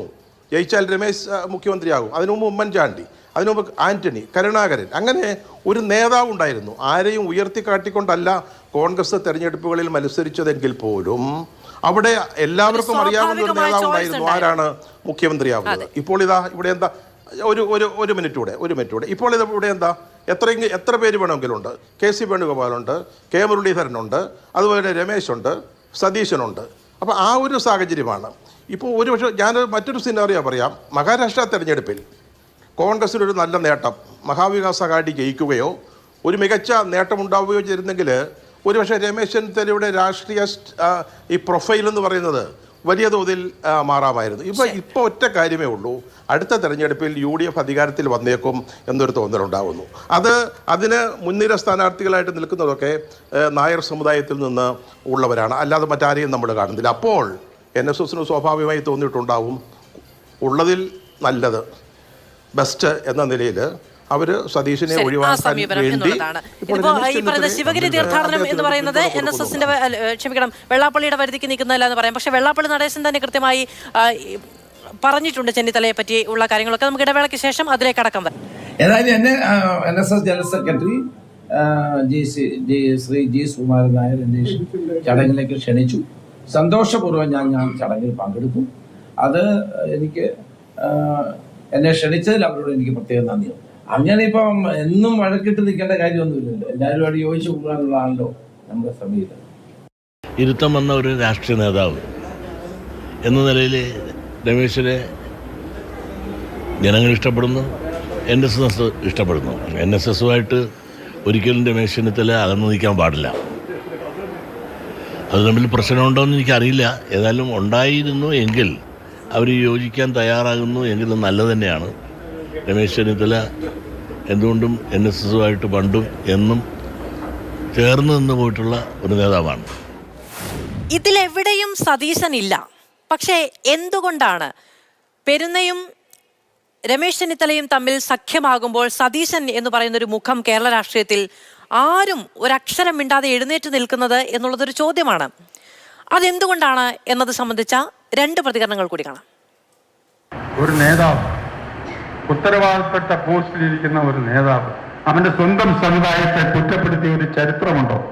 മതസാമുദായിക നേതാക്കന്മാരുടെ തിണ്ണ നിരങ്ങുന്ന സമ്പ്രദായം ഇല്ല എന്ന് ഇത് പറയുന്നത് 1.5 മണിക്കൂർ നേരം അവിടെ വന്ന് എൻ്റെ അടുത്ത് കാവലിരുന്ന് ഇലക്ഷൻ ജയിപ്പിക്കണം എന്ന് പറഞ്ഞ് ഇദ്ദേഹത്തിനോട് ഞാൻ പറഞ്ഞു, എല്ലാ വീട്ടിലും പോകണം കേട്ടോ, ഒരു നായരല്ലേ ജയിച്ചോട്ടെ, അദ്ദേഹത്തിന് നന്മ വരട്ടെ, ഒരു വിരോധമില്ല, നമുക്കൊന്നും തരണ്ട, പക്ഷെ നമ്മളെ എന്തിനാ വെറുതെ കയറി കൂട്ടുന്നു? ഞാൻ NSSനെ തള്ളി പറഞ്ഞിട്ടില്ലല്ലോ. എപ്പോഴാ തള്ളി പറഞ്ഞേക്കാം? ഞാൻ NSSന് ഞാൻ പറഞ്ഞിട്ടുള്ളത് വളരെ കൃത്യമാണ്. എല്ലാവരെയും അടുത്ത് പോകാം, പ്രത്യേകിച്ച് അവർക്ക് പ്രശ്നങ്ങൾ ഉണ്ടെങ്കിൽ അവിടെ ചെന്ന് അന്വേഷിക്കാം, അതിന്റെ കൂടെ നമുക്ക് ചേർന്ന് നിൽക്കാം, അവരെ നമുക്ക് സഹായിക്കാം, എല്ലാ വിഭാഗത്തിലും പെട്ട ആളുകളെ. ഞാൻ ആകെ പറഞ്ഞത് തൃക്കാക്കര ബൈ ഇലക്ഷന്റെ സമയത്ത് വർഗീയവാദം പ്രചരിപ്പിക്കുന്ന ആളുകളുടെ വോട്ട് വേണ്ട എന്ന്. അത് ഞാൻ പറഞ്ഞല്ലോ, ഇരിക്കാൻ പറയുമ്പോൾ ഇരുന്നാൽ മതി, കിടക്കരുത്. അത് കൃത്യമാണത്. അഡ്വക്കേറ്റ് ജയശങ്കർ, ഇപ്പോൾ ഡൽഹി നായർ തിരുത്തിയതുപോലെ ചെന്നിത്തലയുമായുള്ള പ്രശ്നങ്ങളുടെ മഞ്ഞുരുകിയതുപോലെ സാധ്യമാണോ സതീശനും പെരുന്നയും തമ്മിലുള്ള പ്രശ്നങ്ങൾ പരിഹരിക്കൽ? അല്ലെങ്കിൽ അത് അത്രയും പെട്ടെന്ന് സാധ്യമാണോ? സതീശൻ എത്രത്തോളം ആഗ്രഹിക്കുന്നുണ്ടെന്നുള്ളത് വേറൊരു ചോദ്യമാണ്. അല്ല, NSS ഇവിടെ സണ്ണിച്ചേട്ടൻ പറഞ്ഞ പോലെ ഇടയ്ക്കിടയ്ക്ക് നിലപാടുകൾ മാറ്റാറുണ്ട്. പല താല്പര്യങ്ങൾ അവർക്കുണ്ട്. സാമുദായിക താല്പര്യം, സാമ്പത്തിക താല്പര്യം അടക്കമുള്ള കാര്യങ്ങളുണ്ട്. ഇപ്പോൾ 1996 നമുക്ക് ഓർമ്മയില്ല, NSS നാരായണ പണിക്കറുള്ള സമയത്താണ് വളരെ പരസ്യമായിട്ട് തന്നെ LDFന് അനുകൂലമായ നിലപാട് സ്വീകരിക്കും. അതിനുശേഷമാണ് ഈ സമദൂരം എന്ന വാക്ക് തന്നെ ഉണ്ടായത്. ഈ സമദൂരം എന്ന് പറഞ്ഞാൽ തന്നെ എന്താണ്? കോട്ടയം പാർലമെൻറ്റ് സീറ്റിൽ സുരേഷ് കുറുപ്പിനും മാവേലിക്കരയിൽ രമേശ് ചെന്നിത്തലയ്ക്ക് വോട്ട് ചെയ്യുന്ന രീതിക്കാണ് സമദൂര സിദ്ധാന്തം എന്ന് പറയുന്നത്. നായർ സമുദായം പൊതുവേ തന്നെ വളരെ പൊളിറ്റിക്കലായിട്ടുള്ള ഒരു കമ്മ്യൂണിറ്റിയാണ്. അവർ ഇത്തവണ വോട്ട് ചെയ്ത പാർട്ടിക്ക് തന്നെ അടുത്ത തവണ വോട്ട് ചെയ്യണം എന്ന് യാതൊരു നിർബന്ധവുമില്ല. മാറ്റി ചെയ്യാനാണ് സാധ്യത കൂടുതൽ. അതുകൊണ്ട് സമുദായത്തിലെ അംഗങ്ങൾ ഇപ്പോൾ NSS എന്ത് നിലപാട് സ്വീകരിച്ചാലും കുറച്ച് പേര് കോൺഗ്രസ്സുകാരാണ്, കുറച്ച് പേര് CPM-കാരാണ്, കുറച്ച് പേര് BJP-ക്കാരുമാണ്. ഇപ്പോൾ സമീപകാലത്തായിട്ട് സമുദായത്തിൽ BJP-യുടെ സ്വാധീനം ഗണ്യമായി വർദ്ധിച്ചിട്ടുണ്ട്. പണ്ട് കോൺഗ്രസ്സുകാരായിരുന്ന ആളുകൾ, പണ്ട് കോൺഗ്രസ് ചിന്താധികാരായിരുന്ന സമുദായ അംഗങ്ങളിൽ നല്ലൊരു ഭാഗം പരസ്യമായിട്ടും രഹസ്യമായിട്ടും ഇപ്പോൾ BJP-ക്കാരാണ്, ഹിന്ദുത്വ ചിന്താഗതിക്കാരാണ്.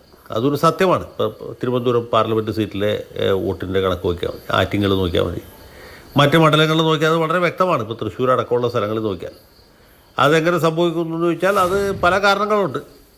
അങ്ങനെ മാറിയിരിക്കുന്നു. മറ്റ് ഹിന്ദു സമുദായങ്ങളിലും ഇതുപോലൊരു മാറ്റം കാണാൻ കഴിയും. വിശ്വകർമ്മ സമുദായം, ധീവര സമുദായം, ഒരു ചെറിയ പരിധിവരെ പുലയ സമുദായം, ഈഴവ സമുദായമാണ് BJP-യുമായിട്ട് ഒരു കാരണവശാലും പൊരുത്തപ്പെടാതെ. വെള്ളാപ്പള്ളിയുടെ ശേഷം BDJS ഉണ്ടാക്കിയതിന് ശേഷം മുമ്പ് കോൺഗ്രസ് ചിന്താഗതിക്കാരായിരുന്ന ഈഴവ സമുദായത്തിലെ ഒരു ന്യൂനപക്ഷമാണ്. ആ ന്യൂനപക്ഷം ഇപ്പോൾ BJP കൂട്ടിക്കാൻ തുടങ്ങിയിരിക്കുന്നു. അതാണ് കോൺഗ്രസ് മധ്യ കേരളത്തിലെ പല മണ്ഡലങ്ങളിൽ, പ്രത്യേകിച്ച് തൃശ്ശൂർ ജില്ലയിലൊക്കെ വോട്ടിൻ്റെ കണക്കെടുത്ത് നോക്കിയാൽ നമുക്ക് വളരെ വ്യക്തമായിട്ട് മനസ്സിലാക്കുക.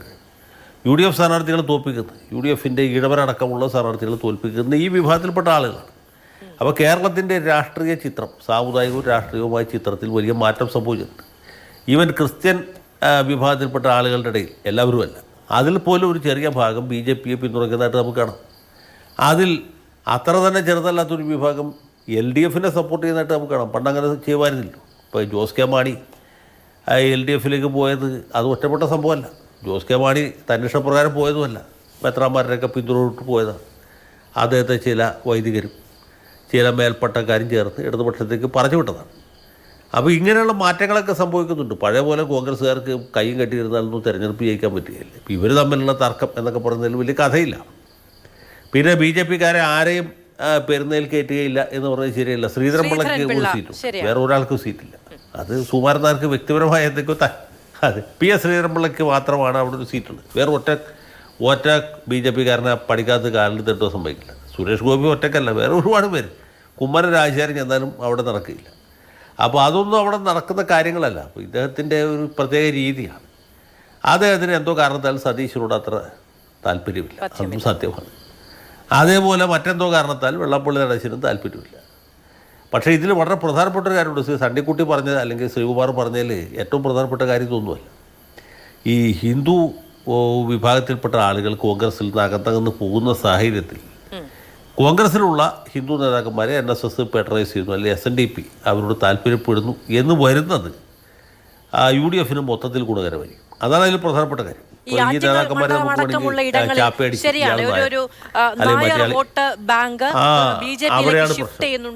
മാത്രമല്ല സുകുമാരൻ നായരുടെ വാക്കുകൾക്ക് ഒരു വില കൊടുക്കുന്ന തരത്തിൽ ഉള്ള ഒരു വോട്ട് ബാങ്ക് ഉണ്ട് എന്നൊരു മനസ്സിലാക്കൽ അല്ലേ? അതെ അതെ അതെ രമേശിനെ പോലെയുള്ള ആളുകൾക്ക് അല്ലെങ്കിൽ മറ്റൊരു നേതാവിന് കോൺഗ്രസ്സിൽ ഒരു വിലയുണ്ട്. അപ്പോൾ അതുകൊണ്ട് എന്നൊരു ചിന്താഗതി സ്വാഭാവികമായിട്ടും ഉയർന്നു വരുന്നത് UDF-ന് ഗുണകരമായിരിക്കും, കോൺഗ്രസ്സിന് ഗുണകരമായിരിക്കും. അല്ലാതെ കോൺഗ്രസ്സുകാരെല്ലാവരും മതേതരന്മാരായിട്ട് നാളെ തൊട്ട് സുകുമാരൻ നായരെ കാണാൻ പോയ രമേശ് ചെന്നിത്തലയെ ബഹിഷ്കരിക്കും എന്നൊക്കെ പറഞ്ഞാൽ പഴയ കാലമല്ല. അല്ലെങ്കിൽ തന്നെ നായന്മാർ BJP-യുടെ ബാൻഡ് വാഗണിൽ കയറി അതിൻ്റെ അത് ഇരിപ്പുറപ്പിച്ച് കഴിഞ്ഞു. ഇനി ഇതിൻ്റെ അകത്തുള്ള ആളുകളെ തള്ളി പറയാൻ തുടങ്ങിയാൽ ഇപ്പോൾ ഈ K മുരളീധരനെ പോലെ അല്ലെങ്കിൽ രമേശ് ചെന്നിത്തലയെ പോലെ മരിച്ചുപോയ കാർത്തികേയൻ അല്ലെങ്കിൽ തിരുവഞ്ചൂർ രാധാകൃഷ്ണൻ, ഇങ്ങനെ കുറേ ആളുകൾ നേതാക്കന്മാരായിട്ടുണ്ട്. പക്ഷേ നേതാക്കന്മാരല്ലാതെ സമുദായ അംഗങ്ങൾ എത്ര പേർ ഇപ്പോൾ കോൺഗ്രസ്സിലുണ്ടെന്ന് ചോദിച്ചാൽ, അല്ലെങ്കിൽ കോൺഗ്രസിൻ്റെ അണികളായിട്ട് അനുഭാവികളായിട്ട് കോൺഗ്രസിൻ്റെ വോട്ടർമാരായിട്ടുണ്ടെന്ന് ചോദിച്ചാൽ വളരെ ബുദ്ധിമുട്ടാണ്. ആ വോട്ട് മാറ്റി ചെയ്യുന്നവരാണെങ്കിൽ പോലും ആ വോട്ടൊന്നും പഴയ പോലെ ഒരു വോട്ട് ബാങ്കായിട്ട് ഫിക്സഡ് ഡെപ്പോസിറ്റായിട്ട് കിടക്കുന്ന വോട്ടുകളല്ല. അപ്പോൾ ഇങ്ങനെയൊക്കെയുള്ള കാര്യങ്ങൾ സമുദായ നേതൃത്വം തിരിച്ചറിയണം, കോൺഗ്രസ് നേതൃത്വം തിരിച്ചറിയണം. അമിതമായ മതേതര പ്രതിച്ഛായ സത്യത്തിൽ ദോഷകരമായിട്ട് ഭവിക്കും. കാരണം ജനങ്ങൾക്ക് അത്രയും മതേതരത്വത്തിൽ വിശ്വാസമില്ല. അതാ കാര്യം.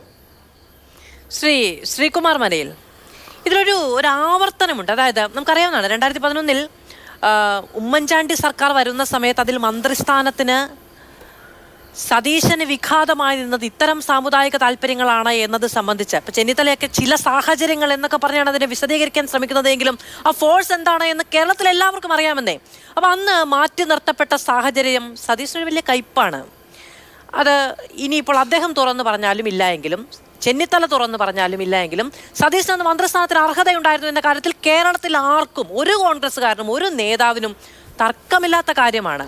സമാനമായി പ്രതിപക്ഷത്തെ നയിച്ച് ഉപതെരഞ്ഞെടുപ്പുകളിൽ തിളക്കമാർന്ന വിജയം സ്വന്തമാക്കി ഒരു സംഘടനാ സംവിധാനം കെട്ടിപ്പടുത്ത്, ശിഥിലമായിരുന്ന ഒരു സംഘടനാ സംവിധാനത്തെ കെട്ടിപ്പടുത്ത് 5 വർഷത്തെ പ്രതിപക്ഷ നേതാവിൻ്റെ പദവിയിൽ നിന്ന് ഒരു ഈ ഇലക്ഷൻ ആര് കോൺഗ്രസിനെ നയിക്കുമെന്നാണ്? ഇത്രമേൽ സംഘടനാ സംവിധാനത്തെ ചലിപ്പിക്കാൻ കഴിയുന്ന യുവ നേതാക്കളുടെ പിന്തുണയുള്ള ഒരു പ്രതിപക്ഷ നേതാവ് മിടുക്കനാണ് സതീശൻ എന്ന കാര്യത്തിൽ കോൺഗ്രസിലെങ്കിലും അഭിപ്രായ വ്യത്യാസം ഉണ്ടാകും എന്ന് ഞാൻ വിചാരിക്കുന്നില്ല ആ കാര്യത്തിൽ. അപ്പോൾ അങ്ങനെ ഒരാൾ പ്രതിപക്ഷ നേതാവിൻ്റെ സ്ഥാനത്തിരുന്ന് പാർട്ടിയെ ഇലക്ഷന് നിർത്തി ജയിക്കുമോ തോൽക്കുമോ എന്നുള്ള ജനം വിധിയെഴുത്തേണ്ടതാണ്. നമുക്കൊരു സാഹചര്യം എടുക്കാം. ജയിച്ചു വന്നാൽ അദ്ദേഹത്തോട് ഇവിടെ സാമുദായിക താല്പര്യങ്ങളാണ് നിർണായക സ്വാധീനമാകുന്നത്, മാറി നിൽക്കൂ എന്ന് പറയാൻ കഴിയുന്ന എന്ത് ധാർമ്മിക സാഹചര്യമാണ് കേരളത്തിലുണ്ടാവുക? അല്ല മാധു, അത്തരം ചർച്ചകളിലേക്കല്ലല്ലോ ഈ സംഭവം പോകുന്നത്. ഈ സതീശൻ രമേശ് വേഴ്സസ് രമേശ് അല്ല ഈ ചർച്ച എന്ന് പറയുന്നത്. ആദ്യം നിങ്ങൾ മനസ്സിലാക്കേണ്ട അതാണ്. ഇത് എന്ന് പറയുന്നത് മന്നം ജയന്തി സമ്മേളനത്തിന് NSSന് അടുപ്പമുള്ള ഒരു രാഷ്ട്രീയ നേതാവിനെ അവർ ക്ഷണിച്ചു. കാരണം വെച്ചാൽ കോൺഗ്രസിൽ ഇപ്പോൾ ഞാൻ നേരത്തെ നിങ്ങൾക്ക് മനസ്സിലായില്ലേ, കോൺഗ്രസിൽ NSS നേതൃത്വത്തിനും NSSനും അടുപ്പമുള്ള അല്ലെങ്കിൽ വളരെ പേഴ്സണലി ബന്ധമുള്ള ഏക രാഷ്ട്രീയ നേതാവ് എന്ന് പറയാവുന്ന അല്ലെങ്കിൽ സീനിയർ നേതാക്കളിലെ ഏറ്റവും പ്രമുഖനായ നേതാക്കളിൽ ഒരാളെന്ന് പറയുന്നത് രമേശ് ചെന്നിത്തലയാണ്. എനിക്കും അറിയാവുന്നതാണ്, നമുക്ക് എല്ലാവർക്കും അറിയുന്നതാണ്. ഇപ്പൊ NSSന്റെ ഒരു പരിപാടിയിൽ 11 വർഷക്കാലത്തിന് ശേഷം രമേശ് ചെന്നിത്തല വരുന്നത് തീർച്ചയായും അതിലൊരു കൃത്യമായ നിർണായകമായ സ്വാധീനമോ സവിശേഷതയോ ഉണ്ട്. അതിനെ ചുറ്റിപ്പറ്റി ഉയർന്ന ചർച്ചകളെ കൂടിയാണ് നമ്മൾ ഈ വിഷയമാക്കുന്നത്, അല്ലാതെ ഒരൊറ്റ നോട്ടീസിലെ പേര് മാത്രമല്ല. അല്ല, അതിനെക്കുറിച്ചുള്ള ചുറ്റിപ്പറ്റുന്ന ചർച്ചകൾ ശരിക്കും പറഞ്ഞാൽ അങ്ങനെ ഒരു ചർച്ച ഉയർന്നതിൻ്റെ ബേസിലാണ്. കാരണം എന്ന് പറഞ്ഞാൽ അടിസ്ഥാനപരമായിട്ട് കോൺഗ്രസ് പാർട്ടി മുഖ്യമന്ത്രിയൊക്കെ തീരുമാനിക്കുന്ന പ്രോസസ്സ് വേറെയാണ്. അത് നിങ്ങൾ ഉദ്ദേശിക്കുന്ന പോലത്തെ ഒരു പ്രോസസ്സിലല്ല വരുന്നത്. അത് നിങ്ങൾ മറ്റ് സംസ്ഥാനങ്ങളിൽ എടുത്താൽ നിങ്ങൾക്കറിയാതെ അത് വേറൊരു പ്രോസസ്സിൻ്റെ ഭാഗമായിട്ടാണ് മുഖ്യമന്ത്രിയൊക്കെ വരുന്നത്. അപ്പോൾ അത്തരം കാര്യങ്ങളല്ല യഥാർത്ഥത്തിൽ ഇവിടെ പ്രസക്തമായിട്ടുള്ളത്. ഇവിടെ പ്രസക്തമായിട്ടുള്ള വിഷയം ഇപ്പോൾ കാരണം 1.5 വർഷം നേരത്തെ ശ്രീകുമാർ സാറ് പറഞ്ഞാൽ 1.5 വർഷം എന്ന് പറയുന്നത് ദീർഘമായ കാലയളവാണ് രാഷ്ട്രീയത്തിൽ. ഈ 1.5 വർഷത്തിനുള്ളിൽ മറ്റെന്ത് സംഭവിക്കാം. അപ്പോൾ നിലവിൽ NSSനെ സംബന്ധിച്ചോളം അവർക്ക് കൂടുതൽ അടുപ്പമുള്ള ഒരു നേതാവ് 10-15 വർഷമായിട്ട് അദ്ദേഹം അവരിൽ നിന്ന് അല്പം അകന്നു നിൽക്കുന്നു. അപ്പോൾ ആ ഒരു മഞ്ഞുരുക്കലും അവർക്ക് കൂടുതൽ അടുപ്പമുള്ള ആളെ ഈ പരിപാടിക്ക് കൊണ്ടുവരിക എന്നുള്ളത് മാത്രമാണ് യഥാർത്ഥത്തിൽ ഇവിടെ നടന്നൊരു സംഭവം. ഇതൊരു സാമുദായിക സമവാക്യങ്ങളുടെ ആരും മുഖ്യമന്ത്രിയാകുമെന്നുള്ള തർക്കമല്ല ഇവിടെ നടക്കുന്നത്. അങ്ങനെയാണെങ്കിൽ പിന്നെ ഇതിനു മുമ്പ് മാർ പൗവത്തിൽ ഇതിൻ്റെ ഉദ്ഘാടകനായിരുന്നു പണ്ട് ഡോക്ടർ MK മുനീർ മന്നം ജയന്തി മുഖ്യാതിഥിയായിട്ട് പങ്കെടുത്തിട്ടുണ്ട്. Doctor MK Muneer, bishop Mar Powathil, ഇത് വളരെ പിന്നെ കഴിഞ്ഞ പ്രാവശ്യം ശശി തരൂർ, ഇത് നിരവധി ആളുകൾ ഇങ്ങനെ പങ്കെടുക്കാറുണ്ട്. ഒരു പങ്കെടുത്തത് കൊണ്ട് മാത്രം അയാളെ പിടിച്ച നാളെ മുഖ്യമന്ത്രി, അതല്ല ഇവിടെ വിഷയം. അത് ഒരു മുഖ്യമന്ത്രി സ്ഥാനത്തേക്കുള്ള ചർച്ചയോ അല്ലെങ്കിൽ അതിലേക്കുള്ള വാദപ്രതിവാദവും അല്ല യഥാർത്ഥത്തിൽ ഈ ജനുവരി 2 നടക്കുന്ന മന്നം ജയന്തി പറയും. NSSന് താല്പര്യമുള്ള അവർക്ക് അടുപ്പമുള്ള ഒരു നേതാവിനെ ശ്രീകുമാർ മനയിൽ NSSന് താല്പര്യവും അടുപ്പവും ഇല്ലാതിരുന്ന ഒരു നേതാവ് തെരഞ്ഞെടുപ്പിന് 1.5 വർഷം എന്ന് പറയുന്നത് ഒരു കളമൊരുക്കുന്ന കാലമാണ്. അപ്പോൾ പെട്ടെന്ന് താല്പര്യപ്പെടുകയും അടുപ്പപ്പെടുകയും ചെയ്യുന്നിടത്താണ് ചർച്ചയുണ്ടാകുന്നത്. അത് നിഷ്കളങ്കമായി ഞാൻ നേരത്തെ പറഞ്ഞ പോലെ ഒരു നോട്ടീസിലെ പേര് മാത്രമായി കാണാൻ സാധിക്കില്ല. അല്ല ഞാനത് പറഞ്ഞുതരാം. കാരണം എന്ന് വെച്ചാൽ ഈ രമേശ് ചെന്നിത്തല ഈ കോൺഗ്രസും NSSുമായിട്ടൊരു പാലം പോലെ വർത്തിക്കാൻ ഇപ്പോൾ അവർ വിശ്വസിക്കുന്ന ഒരു വ്യക്തി, അല്ലെങ്കിൽ ഇപ്പോൾ അവർക്ക് കഴിയുന്ന ഒരു വ്യക്തി എന്ന് അവർ വിശ്വസിക്കുന്നത് രമേശ് ചെന്നിത്തലയാണ്. മറ്റു നേതാക്കളെക്കാൾ കൂടുതൽ. എന്തിനാണ് സ്വാധീനം? എന്തിനാണ് കോൺഗ്രസിലേക്ക് ഒരു പാലം? കാരണം അത് തെരഞ്ഞെടുപ്പാണ്. തെരഞ്ഞെടുപ്പ് കഴിഞ്ഞാൽ അധികാരത്തിലേക്ക് കോൺഗ്രസ് വരികയാണെങ്കിൽ അവിടെ ഒരു പാലം ഉണ്ടാകണം എന്ന് വിചാരിക്കുന്നുണ്ട്. ആ പാലം ഒരൊറ്റ ഇടത്തേക്ക്, അതായത് ഒരു വശത്തേക്ക് മാത്രം പോകുന്ന ഒരു പാലമല്ല, അത് തിരിച്ചുവിടും. പാലം ഇട്ടാൽ അങ്ങോട്ടും ഇങ്ങോട്ടും എന്നുള്ളതാണല്ലോ. അപ്പൊ ആ പാലം പണിയണമെന്ന് തീരുമാനിക്കുന്നത് തെരഞ്ഞെടുപ്പ് വർഷമായിട്ടാണെന്നേ. ഇല്ല, NSSനെ കുറിച്ച് വലിയ ധാരണ ഇല്ലാത്തതുകൊണ്ട് പറയാം. 95 കെ കരുണാകരൻ മുഖ്യമന്ത്രി സ്ഥാനത്ത് നിന്ന് മാറുന്ന ഒരവസ്ഥ വന്നു. വലിയ ചർച്ചകൾ നടന്നു. കെ കരുണാകരൻ മുഖ്യമന്ത്രി സ്ഥാനത്ത് നിന്ന് മാറ്റാൻ തീരുമാനിച്ചു. രണ്ടേ രണ്ട് പേരാണ് അന്ന് എതിർത്തത്, 100% എതിർത്തത്. കോൺഗ്രസ് ഹൈക്കമാൻഡിനോട് പറഞ്ഞു കെ കരുണാകരനെ മാറ്റാൻ പറ്റില്ല. ഒന്ന് PK നാരായണപ്പേർക്ക്, 2 MV രാഘവൻ. രണ്ടേ പേരെ പറഞ്ഞുള്ളൂ. പക്ഷെ എന്നിട്ട് കരുണാകരനെ മാറ്റിയില്ലേ? അപ്പോൾ അവരെടുക്കുന്ന ഒരു നിലപാടെന്ന് പറഞ്ഞതാണ്. നിങ്ങളൊരു കാര്യം പഠിച്ചത്, നിലപാട് ഇതാണ്. കാരണം അന്ന് ഒരു കാരണവശാലും കെ കരുണാകരനെ മാറ്റാൻ പറ്റില്ലെന്നാണ് PK നാരായണ പണിക്കരും MV രാഘവനും പറഞ്ഞത്. എന്തുകൊണ്ട് MV രാഘവൻ പിന്നീട് ഉമ്മൻചാണ്ടിയുടെയും ആന്റണിയുടെയൊക്കെ മന്ത്രിസഭയിൽ മന്ത്രിയായില്ലേ? അതൊരു ഒരു വിഷയത്തെ അധികരിച്ചുള്ള നിലപാട് മാത്രമാണത്. അവരുടെ നിലപാട്. ഇപ്പോൾ NSSന്റെ നിലപാട് ഇതാണ്. രമേശ് ചെന്നിത്തലയെ വിളിക്കുക, ഈ പരിപാടിക്ക് വിളിക്കുക, അദ്ദേഹം സംസാരം, അത് അവരുടെ നിലപാട് മാത്രമാണ്. അതിന് അദ്ദേഹം അവർ വിളിച്ചു, ഇൻവൈറ്റ് ചെയ്തു, അദ്ദേഹം പോകുന്നു. അല്ലാതെ അപ്പുറത്തേക്ക് വേറൊരു രാഷ്ട്രീയ മാനാതിരില്ല. അല്ലല്ല, അത് അത്രമേൽ നിഷ്കളങ്കത തൽക്കാലം നമുക്ക് ഉണ്ടാവില്ല. ശ്രീകുമാർ മരയിൽ ഒരു താല്പര്യത്തിന് വിളിച്ചു പോകുന്നു എന്നിടത്ത് കൃത്യമായ ഒരു പ്ലാൻ അല്ലെങ്കിൽ ഒരു പ്ലോട്ട് അല്ലെങ്കിൽ ഒരു സാഹചര്യം ഉണ്ട് എന്നത് കേരളത്തിൽ എല്ലാവർക്കും അറിയാവുന്ന കാര്യമാണ്. അത് താല്പര്യപ്പെട്ട് മാത്രം വിളിക്കുന്ന ഒരു കാര്യമല്ല. അത് അങ്ങനെ ചിന്തിക്കരുതേ, അല്ലെങ്കിൽ അങ്ങനെ പറയരുതേ. അങ്ങനെ അല്ല എന്നുള്ളത് എല്ലാവർക്കും അറിയാവുന്ന ഒരു കാര്യമാണ്. പിന്നാലെ കണിച്ചുകുളങ്ങരയിൽ നിന്നൊരു ക്ഷണം വരുന്നു. അങ്ങനെ കൃത്യമായ ഈ പറയുന്ന ഒരു മൂവ്മെന്റ് നടക്കുന്നുണ്ട് എന്നത് ദൃശ്യമാണ്. നമ്മൾ എത്ര മറച്ചു വെക്കാൻ ശ്രമിച്ചാലും. അല്ല, അങ്ങനെ നിങ്ങൾ അല്ല അതൊരു മൂവ്മെന്റ് അല്ല. കാരണം അതൊരു തികച്ച് യാദൃശ്ചികമായ സംഭവമാണ്. കാരണം വെച്ചാൽ നാളെ വെള്ളാപ്പള്ളി നടേശൻ പറയുകയാണ് അങ്ങനെ എന്തെങ്കിലും പ്രശ്നം NSSും ചെന്നിത്തലയും തമ്മിലുണ്ടെങ്കിൽ അത് മാറണമെന്ന് ആഗ്രഹിക്കുന്നു. എങ്ങനെ പെരുന്നയും ചെന്നിത്തലയും തമ്മിലുള്ള ഒരു പ്രശ്നം പരിഹരിക്കപ്പെടേണ്ടതാണെന്ന് വെള്ളാപ്പള്ളി നടേശൻ പറയുന്നു. ഇതൊക്കെ നമ്മളിങ്ങനെ ആശ്ചര്യത്തോടെ കാണേണ്ടി വരികയാണ്, കേൾക്കേണ്ടി വരികയാണ്. ഇതൊക്കെ വളരെ സ്വാഭാവികമാണ് എന്നങ്ങ് പറയുമ്പോൾ അതിനകത്തൊരു ആശ്ചര്യമില്ല. അതിനകത്തൊരു ആശ്ചര്യമില്ല. കാരണം വെച്ചാൽ എന്തുകൊണ്ട് നിങ്ങൾ PT ചാക്കോയെ മുഖ്യമന്ത്രി സ്ഥാനത്തേക്ക് കൊണ്ടുവന്നില്ല എന്ന് ചോദിച്ച ആളാണ് മന്നത്ത് പത്മനാഭൻ. അപ്പം അതിനകത്ത് എന്ത് രാഷ്ട്രീയം ഇതിനകത്തുള്ളത്?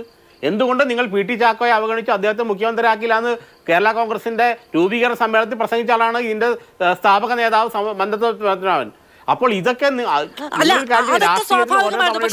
പ്രതിപക്ഷ നേതാവായിരിക്കുന്ന സമയത്ത് നാളെ സതീശൻ മുഖ്യമന്ത്രി ആവുകയാണെങ്കിൽ ആ സമയത്ത് ഈ പറയുന്ന കാര്യങ്ങളൊന്നും, ഈ പറയുന്ന സ്വാധീനങ്ങളൊന്നും ഉണ്ടാകില്ല എന്ന ബോധ്യത്തിൽ നിന്നാണ് എന്ന് ഉള്ള ഒരു വായനയും ഒരു ഭാഗത്ത്, ഇതൊന്നും എന്റെ വായനകളല്ല, പല ഭാഗത്തും സതീശൻ നാളെ വേണമെങ്കിൽ അവർക്ക് വിളിക്കാമല്ലോ. അതുകൊണ്ടാണ് ഈ ചർച്ചയുടെ രണ്ടാം ഘട്ടം തുടങ്ങുന്നതിന് മുമ്പ് VD സതീശനും ജനറൽ സെക്രട്ടറിയും തമ്മിലുള്ള ഈ പ്രശ്നങ്ങളുടെ തുടക്കം അല്ലെങ്കിൽ പ്രശ്നങ്ങൾ എങ്ങനെയാണ് എന്നത് സംബന്ധിച്ചൊരു കാര്യം മനസ്സിലാക്കുക. VD സതീശനെ മുഖ്യമന്ത്രി VD സതീശനെ 2011 മന്ത്രിയാക്കേണ്ടത് ഉമ്മൻചാണ്ടിയായിരുന്നു. ആ ചോദ്യം നിങ്ങൾ ചോദിക്കേണ്ട ഉമ്മൻചാണ്ടി എന്തുകൊണ്ട് നിങ്ങൾ VD സതീശനെ മന്ത്രിയാക്കിയില്ല? ഉമ്മൻചാണ്ടിയാണ് മുഖ്യമന്ത്രിയുടെ മന്ത്രിമാരെ തീരുമാനിക്കുന്നത്. ഈ പറയുന്ന രമേശ് ചെന്നിത്തലയ്ക്കും ഉണ്ടായിരുന്നു. ഉമ്മൻചാണ്ടി മാത്രമല്ലല്ലോ. നിങ്ങളൊരു കാര്യം മനസ്സിലാക്കുക, രമേശ് ചെന്നിത്തലയെ മന്ത്രിയാക്കാൻ ഉമ്മൻചാണ്ടി തയ്യാറായില്ല. അതുകൊണ്ടാണല്ലോ ഉമ്മൻചാണ്ടി തയ്യാറായില്ലെങ്കിൽ അതിനെ തിരുത്താൻ കഴിഞ്ഞ ഇടമാണ് പെരുന്ന. പക്ഷെ സതീശന്റെ കാര്യത്തിൽ അങ്ങനെ തിരുത്തുണ്ടായില്ല എന്ന് മാത്രമല്ല, സതീശന്റെ കാര്യത്തിൽ തിരുത്തുണ്ടായത് സതീശന് നെഗറ്റീവായിട്ടാണ് എന്ന രീതിക്കും കൂടിയുണ്ടല്ലോ. അതല്ല, ഈ മന്ത്രിസഭാ ലിസ്റ്റ് അംഗീകരിക്കേണ്ടത് മുഖ്യമന്ത്രി തന്നെയാണ്. എന്തുകൊണ്ട് സതീശനെ മന്ത്രിയാക്കിയതാണ് മുഖ്യമന്ത്രിയാണ് പറയേണ്ടത്. മുഖ്യമന്ത്രിയാണെന്ന് പറഞ്ഞു എന്നാണ് എന്റെ വിശ്വാസം. മന്ത്രിസഭാ ലിസ്റ്റ് അംഗീകരിക്കേണ്ടത് മുഖ്യമന്ത്രി തന്നെയാണ്. അങ്ങ് നേരത്തെ പറഞ്ഞു മറ്റ് സംസ്ഥാനങ്ങളിലുള്ള രാഷ്ട്രീയ സാഹചര്യമോ സാമുദായിക സാഹചര്യങ്ങളോ ഒന്നുമല്ല കേരളത്തിലുള്ളത്, നമുക്ക് എല്ലാവർക്കും അറിയാവുന്നതാണ്. ശരി, അതവിടെ നിൽക്കട്ടെ. നമ്മുടെ എല്ലാവരുടെയും അഭിപ്രായങ്ങളും വായനകളും പ്രധാനമാണല്ലോ ഈ കാര്യങ്ങളിലൊക്കെ. ശ്രീ സണ്ണിക്കുടി എബ്രഹാം, ഇത് ഒരു തരത്തിൽ ശരിയാണ് ശ്രീകുമാർ മനയിൽ പറയുന്നത്. ഇതൊരു അതിവായനയാണ്. കേരളത്തിന്റെ ഒരു രാഷ്ട്രീയ കൗതുകം കൊണ്ട് സംഭവിക്കുന്നതാണ് ഇതെല്ലാം. ഞാൻ അതുകൊണ്ടാണ് തുടക്കത്തിൽ തന്നെ പറഞ്ഞത്, ഇതൊന്നും എൻ്റെ വായനയോ എൻ്റെ അഭിപ്രായങ്ങളോ അല്ല. ഈ പറയുന്ന ഒരു നോട്ടീസിൽ പേര് വരുമ്പോൾ, 2 ആഴ്ചയ്ക്ക് മുൻപാണ് ഈ പറയുന്ന നോട്ടീസും ഒക്കെ വന്നത്. അത് മാധ്യമങ്ങളിലേക്ക് വരുമ്പോൾ, വിവിധ തരത്തിലുള്ള ചർച്ചകൾ വരുമ്പോൾ പലയിടങ്ങളിൽ നിന്നുണ്ടാകുന്ന അഭിപ്രായങ്ങൾ ഈ വഴിക്കൊക്കെയാണ് പോകുന്നത്. സ്വാഭാവികമായും ഇപ്പോൾ തന്നെ കോൺഗ്രസിൽ ഇങ്ങനെ ഒരു അധികാര വടംവലി ഉണ്ടാകുന്നു എന്നൊരു ചർച്ചയുണ്ടാകുന്നത് ദോഷകരമല്ലേ? തീർച്ചയായിട്ടും ഏതാണ്ട് 1.5 വർഷം കഴിഞ്ഞ തിരഞ്ഞെടുപ്പ് നടക്കുക. അത് ഒത്തിരി സമയമൊന്നുമില്ല. നമ്മുടെ ശ്രീകുമാറൊക്കെ പറയുന്നത് കേട്ടാൽ ധാരാളം സമയം ഇനിയും പ്രിപ്പറേഷന് വേണ്ടി അല്ലെങ്കിൽ തയ്യാറെടുപ്പിന് വേണ്ടി ഉണ്ടെന്ന് തോന്നും. ഈ 1.5 വർഷം പടേന്നങ്ങ് കഴിഞ്ഞു പോകും. അതുകൊണ്ട് ഇത്തരത്തിലുള്ളൊരു ചർച്ച വരുന്നത് അല്ലെങ്കിൽ തർക്കങ്ങൾ വരുന്നതൊക്കെ ദോഷകരമാണ്. പക്ഷേ അതൊന്നും അല്ലല്ലോ ഇവിടുത്തെ പ്രധാന പ്രശ്നം എന്ന് പറയുന്നത്. നമുക്കറിയാം 11 വർഷത്തിന് ശേഷമാണ് NSSൻ്റെ നിലപാടിൽ, രമേശിനോടുള്ള നിലപാടിൽ മാറ്റം വരുന്നത്. നമുക്ക് രമേശിൻ്റെ ഇന്ന് കേരളത്തിലെ സ്റ്റേച്ചർ, കേരളത്തിലെ കോൺഗ്രസ് രാഷ്ട്രീയത്തിൽ അദ്ദേഹം എവിടെ നിൽക്കുന്നു എന്നുള്ളതും അറിയാം. അത് വെച്ച് നോക്കുമ്പോൾ ഇന്ന് ഈ NSS സമ്മേളനത്തിലേക്ക് അദ്ദേഹത്തെ വിളിച്ചു എന്ന് പറയുന്നത് അദ്ദേഹത്തിന് രാഷ്ട്രീയമായിട്ട് ഗുണം ചെയ്യുന്ന ഒരു കാര്യമാണ് എന്നതിൽ യാതൊരു സംശയമില്ല. പക്ഷേ ഞാൻ ഈ വെള്ളാപ്പള്ളി നടേശൻ്റെ പ്രസ്താവനയിൽ ഞാനൊരു അത്ഭുതവും കാണുന്നില്ല. അദ്ദേഹം ഓരോ ദിവസവും ഇങ്ങനെ മാറ്റി പറഞ്ഞുകൊണ്ടിരിക്കും. ഇവിടെ ജയശങ്കർ വക്കീൽ പറഞ്ഞു നമ്മുടെ സതീശന് ക്രൈസ്തവ സമ്മേളനങ്ങളിൽ കൺവെൻഷനുകളിലൊക്കെ പോയി നന്നായിട്ട് പ്രസംഗിക്കുന്നു, അതുകൊണ്ടുള്ള ഇഷ്ടക്കേടാണെന്ന് വേണേൽ പറയാം. പക്ഷേ ഇപ്പോൾ വെള്ളാപ്പള്ളി തന്നെ അതല്ലല്ലോ, വെള്ളാപ്പള്ളിയുടെ രാഷ്ട്രീയം തന്നെ അതല്ലല്ലോ. പണ്ട് നായർ മുതൽ നമ്പൂതിരിയും നായാടിയും അടങ്ങുന്ന ആ ഒരു സംഭവത്തെക്കുറിച്ചും ആ ഒരു കൂടിവരവിനെ കുറിച്ചുമാണ് അദ്ദേഹം പറഞ്ഞിരുന്നെങ്കിൽ ഇപ്പം അദ്ദേഹം എന്താ പറയുന്നത്? ഇപ്പം നായരും നമ്പൂതിരിയും ഈഴവനും നായാടിയും നസ്രാണിയും അടങ്ങുന്ന ഒരു രാഷ്ട്രീയ കൂട്ടുകെട്ടിനെ പറ്റിയാണ് സംസാരിക്കുന്നത്. അപ്പോൾ അതിലൊന്നും വലിയ പ്രാധാന്യം കൽപ്പിക്കേണ്ട കാര്യമില്ല. മറ്റൊരു പ്രധാന കാര്യം നമ്മളിവിടെ ഓർക്കേണ്ടത്, ഇപ്പോൾ VD സതീശന് ഞാൻ അടുത്ത കാലത്താണല്ലോ അദ്ദേഹം ഒരു പ്രധാനപ്പെട്ട രാഷ്ട്രീയ തലത്തിലേക്ക് ഉയർന്നു വരുന്നത്, പ്രതിപക്ഷ നേതാവായപ്പോൾ. ഞാൻ ഇതുവരെ അദ്ദേഹം NSSനെതിരായിട്ടോ SNDPക്കെതിരായിട്ടോ അങ്ങനെ സമുദായത്തെ മോശപ്പെടുത്തുന്ന രീതിയിൽ, തള്ളിപ്പറയുന്ന രീതിയിൽ എന്തെങ്കിലും ഒരു പ്രസ്താവന നടത്തിയായിട്ട് ഇതുവരെ എൻ്റെ ശ്രദ്ധയിൽപ്പെട്ടിട്ടില്ല. അദ്ദേഹം പറഞ്ഞു ഞാനിങ്ങനെ സാമുദായിക നേതാക്കളുടെ തിണ്ണ നിരങ്ങി എനിക്ക് എന്തെങ്കിലും വേണ്ട എന്ന് അദ്ദേഹം ഒരു നിലപാട് പറഞ്ഞു. അങ്ങനെയാണെങ്കിൽ ഞാൻ വർഷം ഓർക്കുന്നില്ല, വക്കീലിന് വർഷം ഓർമ്മയുണ്ടെങ്കിൽ പറയണം. KPCC പ്രസിഡൻ്റായിട്ട് AK Antony ഇരുന്നൊരു കാലമുണ്ട്. അന്ന് ഇന്ദിരാഗാന്ധി പ്രധാനമന്ത്രിയാണ്.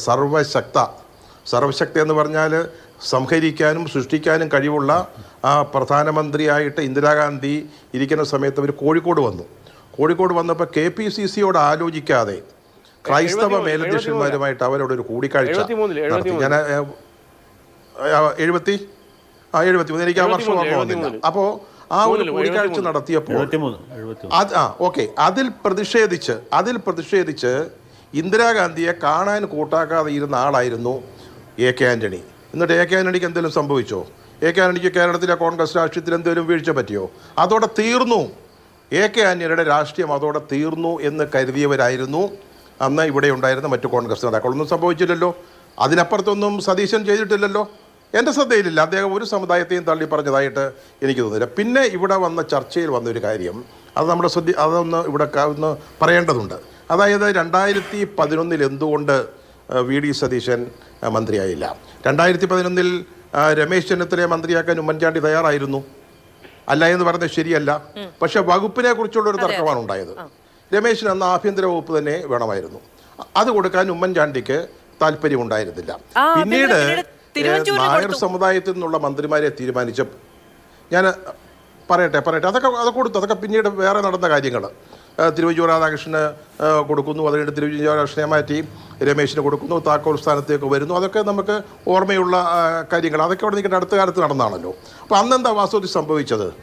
അന്ന് സംഭവിച്ചത് NSSൻ്റെ ചില ഇത്തരം കാര്യങ്ങളിൽ ഈ മതസമുദായിക നേതാക്കളൊന്നുമല്ല ഇവിടെ ഒരു ഗവൺമെൻറ്റിനെ തീരുമാനിക്കുന്നത്. അല്ലെങ്കിൽ ഓരോ 5 കൊല്ലം ഇടവിട്ട്, ഇപ്പോഴാണല്ലോ തുടർഭരണം ഉണ്ടായത്, ഓരോ 5 വർഷം ഇടവിട്ട് മാറി വരില്ലല്ലോ. പക്ഷെ കോൺഗ്രസ് എപ്പോഴും സാമുദായിക സംഘടനകളുടെ താല്പര്യങ്ങളും അവരുടെ ആഗ്രഹങ്ങളും അവരുടെ അഭിപ്രായങ്ങളൊക്കെ കേൾക്കും. അങ്ങനെ NSSൻ്റെ ഒരാൾ മന്ത്രിയായിട്ട് വന്നതാണ് VS ശിവകുമാർ. അതാണ് NSSൻ്റെ നോമിനിന്നോ അല്ലെങ്കിൽ NSSൻ്റെ ശുപാർശ അനുസരിച്ച്, ആവശ്യമനുസരിച്ച് വന്നതാണ്. നമ്മുടെ സതീശൻ മന്ത്രിയാകാതെ പോയത് മറ്റൊരു സാഹചര്യത്തിലാണ്. അന്ന് അദ്ദേഹം ആകുമായിരുന്നു.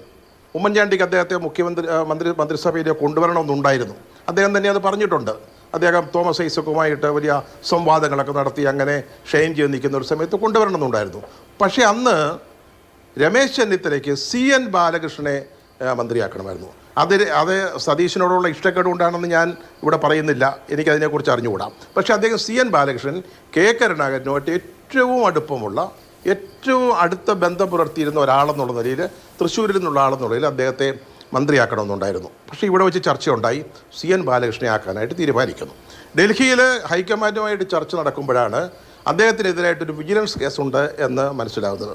അപ്പോൾ രമേശിനെ വിളിച്ച് ഉമ്മൻചാണ്ടി പറഞ്ഞു അദ്ദേഹത്തിനൊരു കേസുണ്ട്, ഇവിടെ ആളുകൾ പറയുന്നുണ്ട്, അതിൻ്റെ ചില കടലാസുകൾ അദ്ദേഹത്തിന് കിട്ടിയിട്ടുണ്ട്, നമുക്ക് സതീഷിനെ ആക്കിക്കൂടെ? ഓക്കെ, സതീഷിനെ ആക്കാം എന്ന് പറയുന്നു. സതീഷിനെ ആക്കാൻ രമേശ് സമ്മതിക്കുന്നു. എന്നിട്ട് ഉമ്മൻചാണ്ടി തന്നെ പറഞ്ഞിട്ടുള്ളതാണ്, ഞാൻ അദ്ദേഹത്തെ വിശ്വസിച്ചുകൊണ്ട് പറയാം, അദ്ദേഹം കേരള ഹൗസിലിരുന്ന ആ ലിസ്റ്റ്, ഫൈനൽ ലിസ്റ്റ് തയ്യാറാക്കുന്നതിന് പകരം PJ കുര്യൻ, അന്ന് അദ്ദേഹം ഡെപ്യൂട്ടി ചെയർമാനാണെന്നാണ് തോന്നുന്നത്, അതോ ഡെപ്യൂട്ടി ചെയർമാനാണ്, അദ്ദേഹത്തിൻ്റെ വീട്ടിൽ പോയിരുന്നിട്ടാണ് ആ ഫൈനൽ ലിസ്റ്റ് തയ്യാറാക്കുന്നത്. ലാസ്റ്റ് മിനിറ്റിൽ രമേശിൻ്റെ ഒരു കോള് വരുന്നു, ഉമ്മൻചാണ്ടിയോട് പറയുന്നു, ഉമ്മൻചാണ്ടി അത് അത്ര വലിയ ഗൗരവമുള്ള ഒരു ബിസിനസ് കേസൊന്നുമില്ല, അതുകൊണ്ട് നമുക്ക് ഇദ്ദേഹത്തെ തന്നെ, നമ്മുടെ CN ബാലകൃഷ്ണനെ തന്നെ മന്ത്രിയാകാം. അങ്ങനെയാണ് അന്ന് സതീശന് പിന്നെ മന്ത്രിസ്ഥാനം നഷ്ടപ്പെട്ടു പോയത്. അല്ലാതെ ഒരിക്കലും NSSുമായിട്ടുള്ള ഒരു സംഘർഷത്തിൻ്റെ അല്ല. NSS പറയാതിരുന്നിട്ടല്ല, NSSന് അദ്ദേഹത്തെ താല്പര്യമുണ്ടായിരുന്നു എന്ന് ഞാൻ പറയുന്നില്ല. അദ്ദേഹർക്ക് താല്പര്യമുണ്ടായിരുന്നത് VS ശിവകുമാറായിരുന്നു, അദ്ദേഹം മന്ത്രിയായി, സതീശനായില്ല. സതീശൻ അന്ന് സ്പീക്കർ സ്ഥാനം ഓഫർ ചെയ്തതാ, വളരെ കൃത്യമായിട്ട് പറഞ്ഞത്, ആ സ്പീക്കറായിട്ട് അദ്ദേഹത്തെ അന്യായമായി നിഷേധിക്കപ്പെട്ടു എന്ന് സതീശൻ ഉറച്ചു വിശ്വസിച്ചു എന്നാണ് ഞാൻ കേട്ടിട്ടുള്ളത്. തെറ്റുണ്ടെങ്കിൽ നിങ്ങൾ 3 പേർക്കും തിരുത്താം.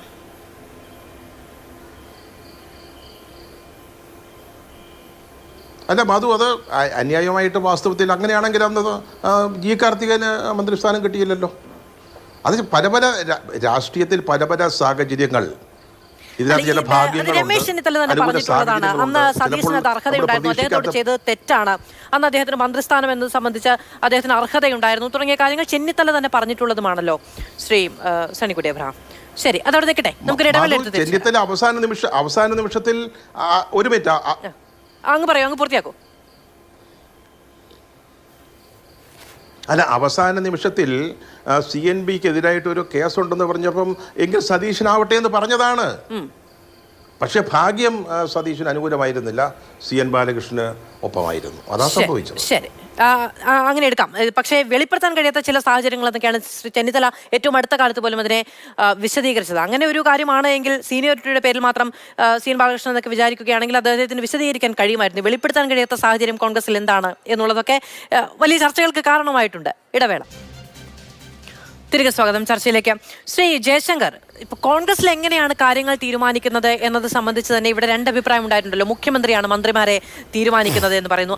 ഇതേ ചർച്ചയിൽ തന്നെയാണ് VS ശിവകുമാർ മന്ത്രിയായത് എങ്ങനെ എന്നത് സംബന്ധിച്ച് അത് NSSന്റെ നോമിനി എന്ന തരത്തിലാണ് എന്ന് വന്നത്. അപ്പോൾ മുഖ്യമന്ത്രിക്ക് അപ്പുറത്ത് കോൺഗ്രസിലെ കാര്യങ്ങൾ തീരുമാനിക്കുന്നതുമായി ബന്ധപ്പെട്ട് കൃത്യമായ സാമുദായിക താല്പര്യങ്ങൾ ഉണ്ടായിട്ടുണ്ട് എന്നത് സംബന്ധിച്ച് ഈ ചർച്ചയിൽ തന്നെ വിവിധങ്ങളായ അഭിപ്രായ പ്രകടനങ്ങൾ ഉണ്ടായിട്ടുണ്ട്.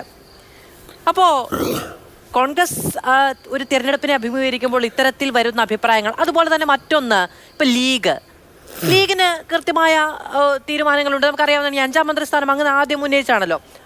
അതുണ്ടാക്കിയ രാഷ്ട്രീയ ചലനങ്ങളാണ് ഈ മുഴുവൻ വിവാദങ്ങൾക്കും കാരണമായത് എന്നതടക്കമുള്ള കാര്യങ്ങളുണ്ട്. അന്ന് NSSന്റെ ആസ്ഥാനത്തേക്ക് ലീഗിന്റെ ചില സന്തോഷ പ്രകടനങ്ങൾ ഉണ്ടായിട്ടുണ്ട് എന്നൊക്കെ പറഞ്ഞു കേട്ടിട്ടുണ്ട്. അപ്പോൾ ഇങ്ങനെ പലതുണ്ടല്ലോ.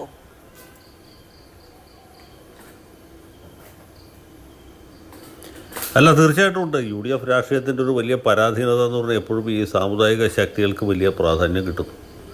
അവരുടെ വിലപേശൽ ശക്തി വളരെ കൂടുതലാണ്.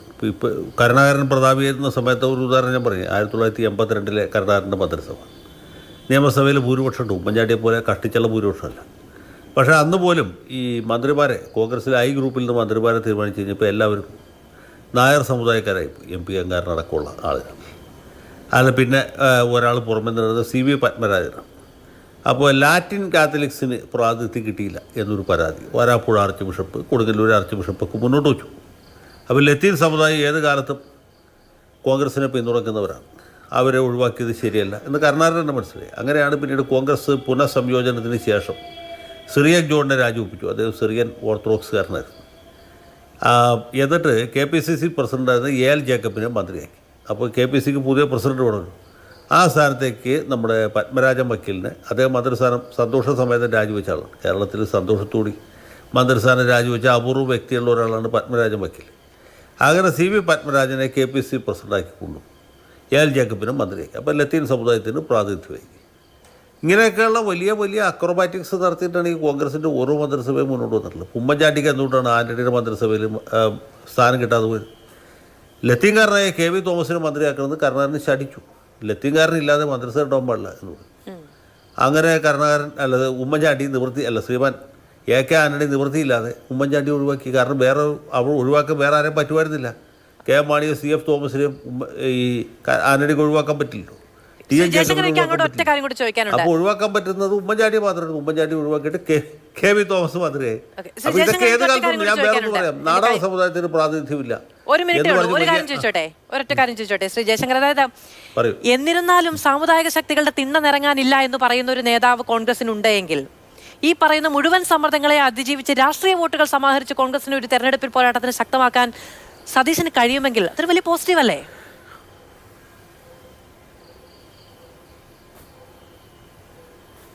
അല്ല, അങ്ങനെയൊക്കെയുള്ള നേതാക്കന്മാരും കോൺഗ്രസിലുണ്ടായിരുന്നു. AK ആന്റണിയുടെ കാര്യം പറഞ്ഞു, നമുക്കറിയാം. AK ആന്റണി ഇതുപോലെയുള്ളൊരു തൻ്റെ ഇടമുള്ള നേതാവ് തന്നെയായിരുന്നു. സാമുദായിക ശക്തികളുടെ മുമ്പിൽ കീഴടങ്ങയില്ല എന്ന് വാശി പിടിച്ചതാണ്. VM സുധീരൻ നമുക്കറിയാമല്ലോ.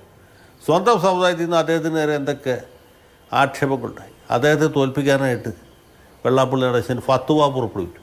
ഫത്വ ചിലവായില്ല, വേറെ കാര്യം. പക്ഷേ അങ്ങനെയൊക്കെയുള്ള നേതാക്കന്മാരുണ്ട്. ആര്യടം മുഹമ്മദ് മുസ്ലിം ലീഗിനെതിരായിട്ട് വളരെ ശക്തമായ നിലപാടെടുത്തത് നമുക്ക് ഓർമ്മയില്ല.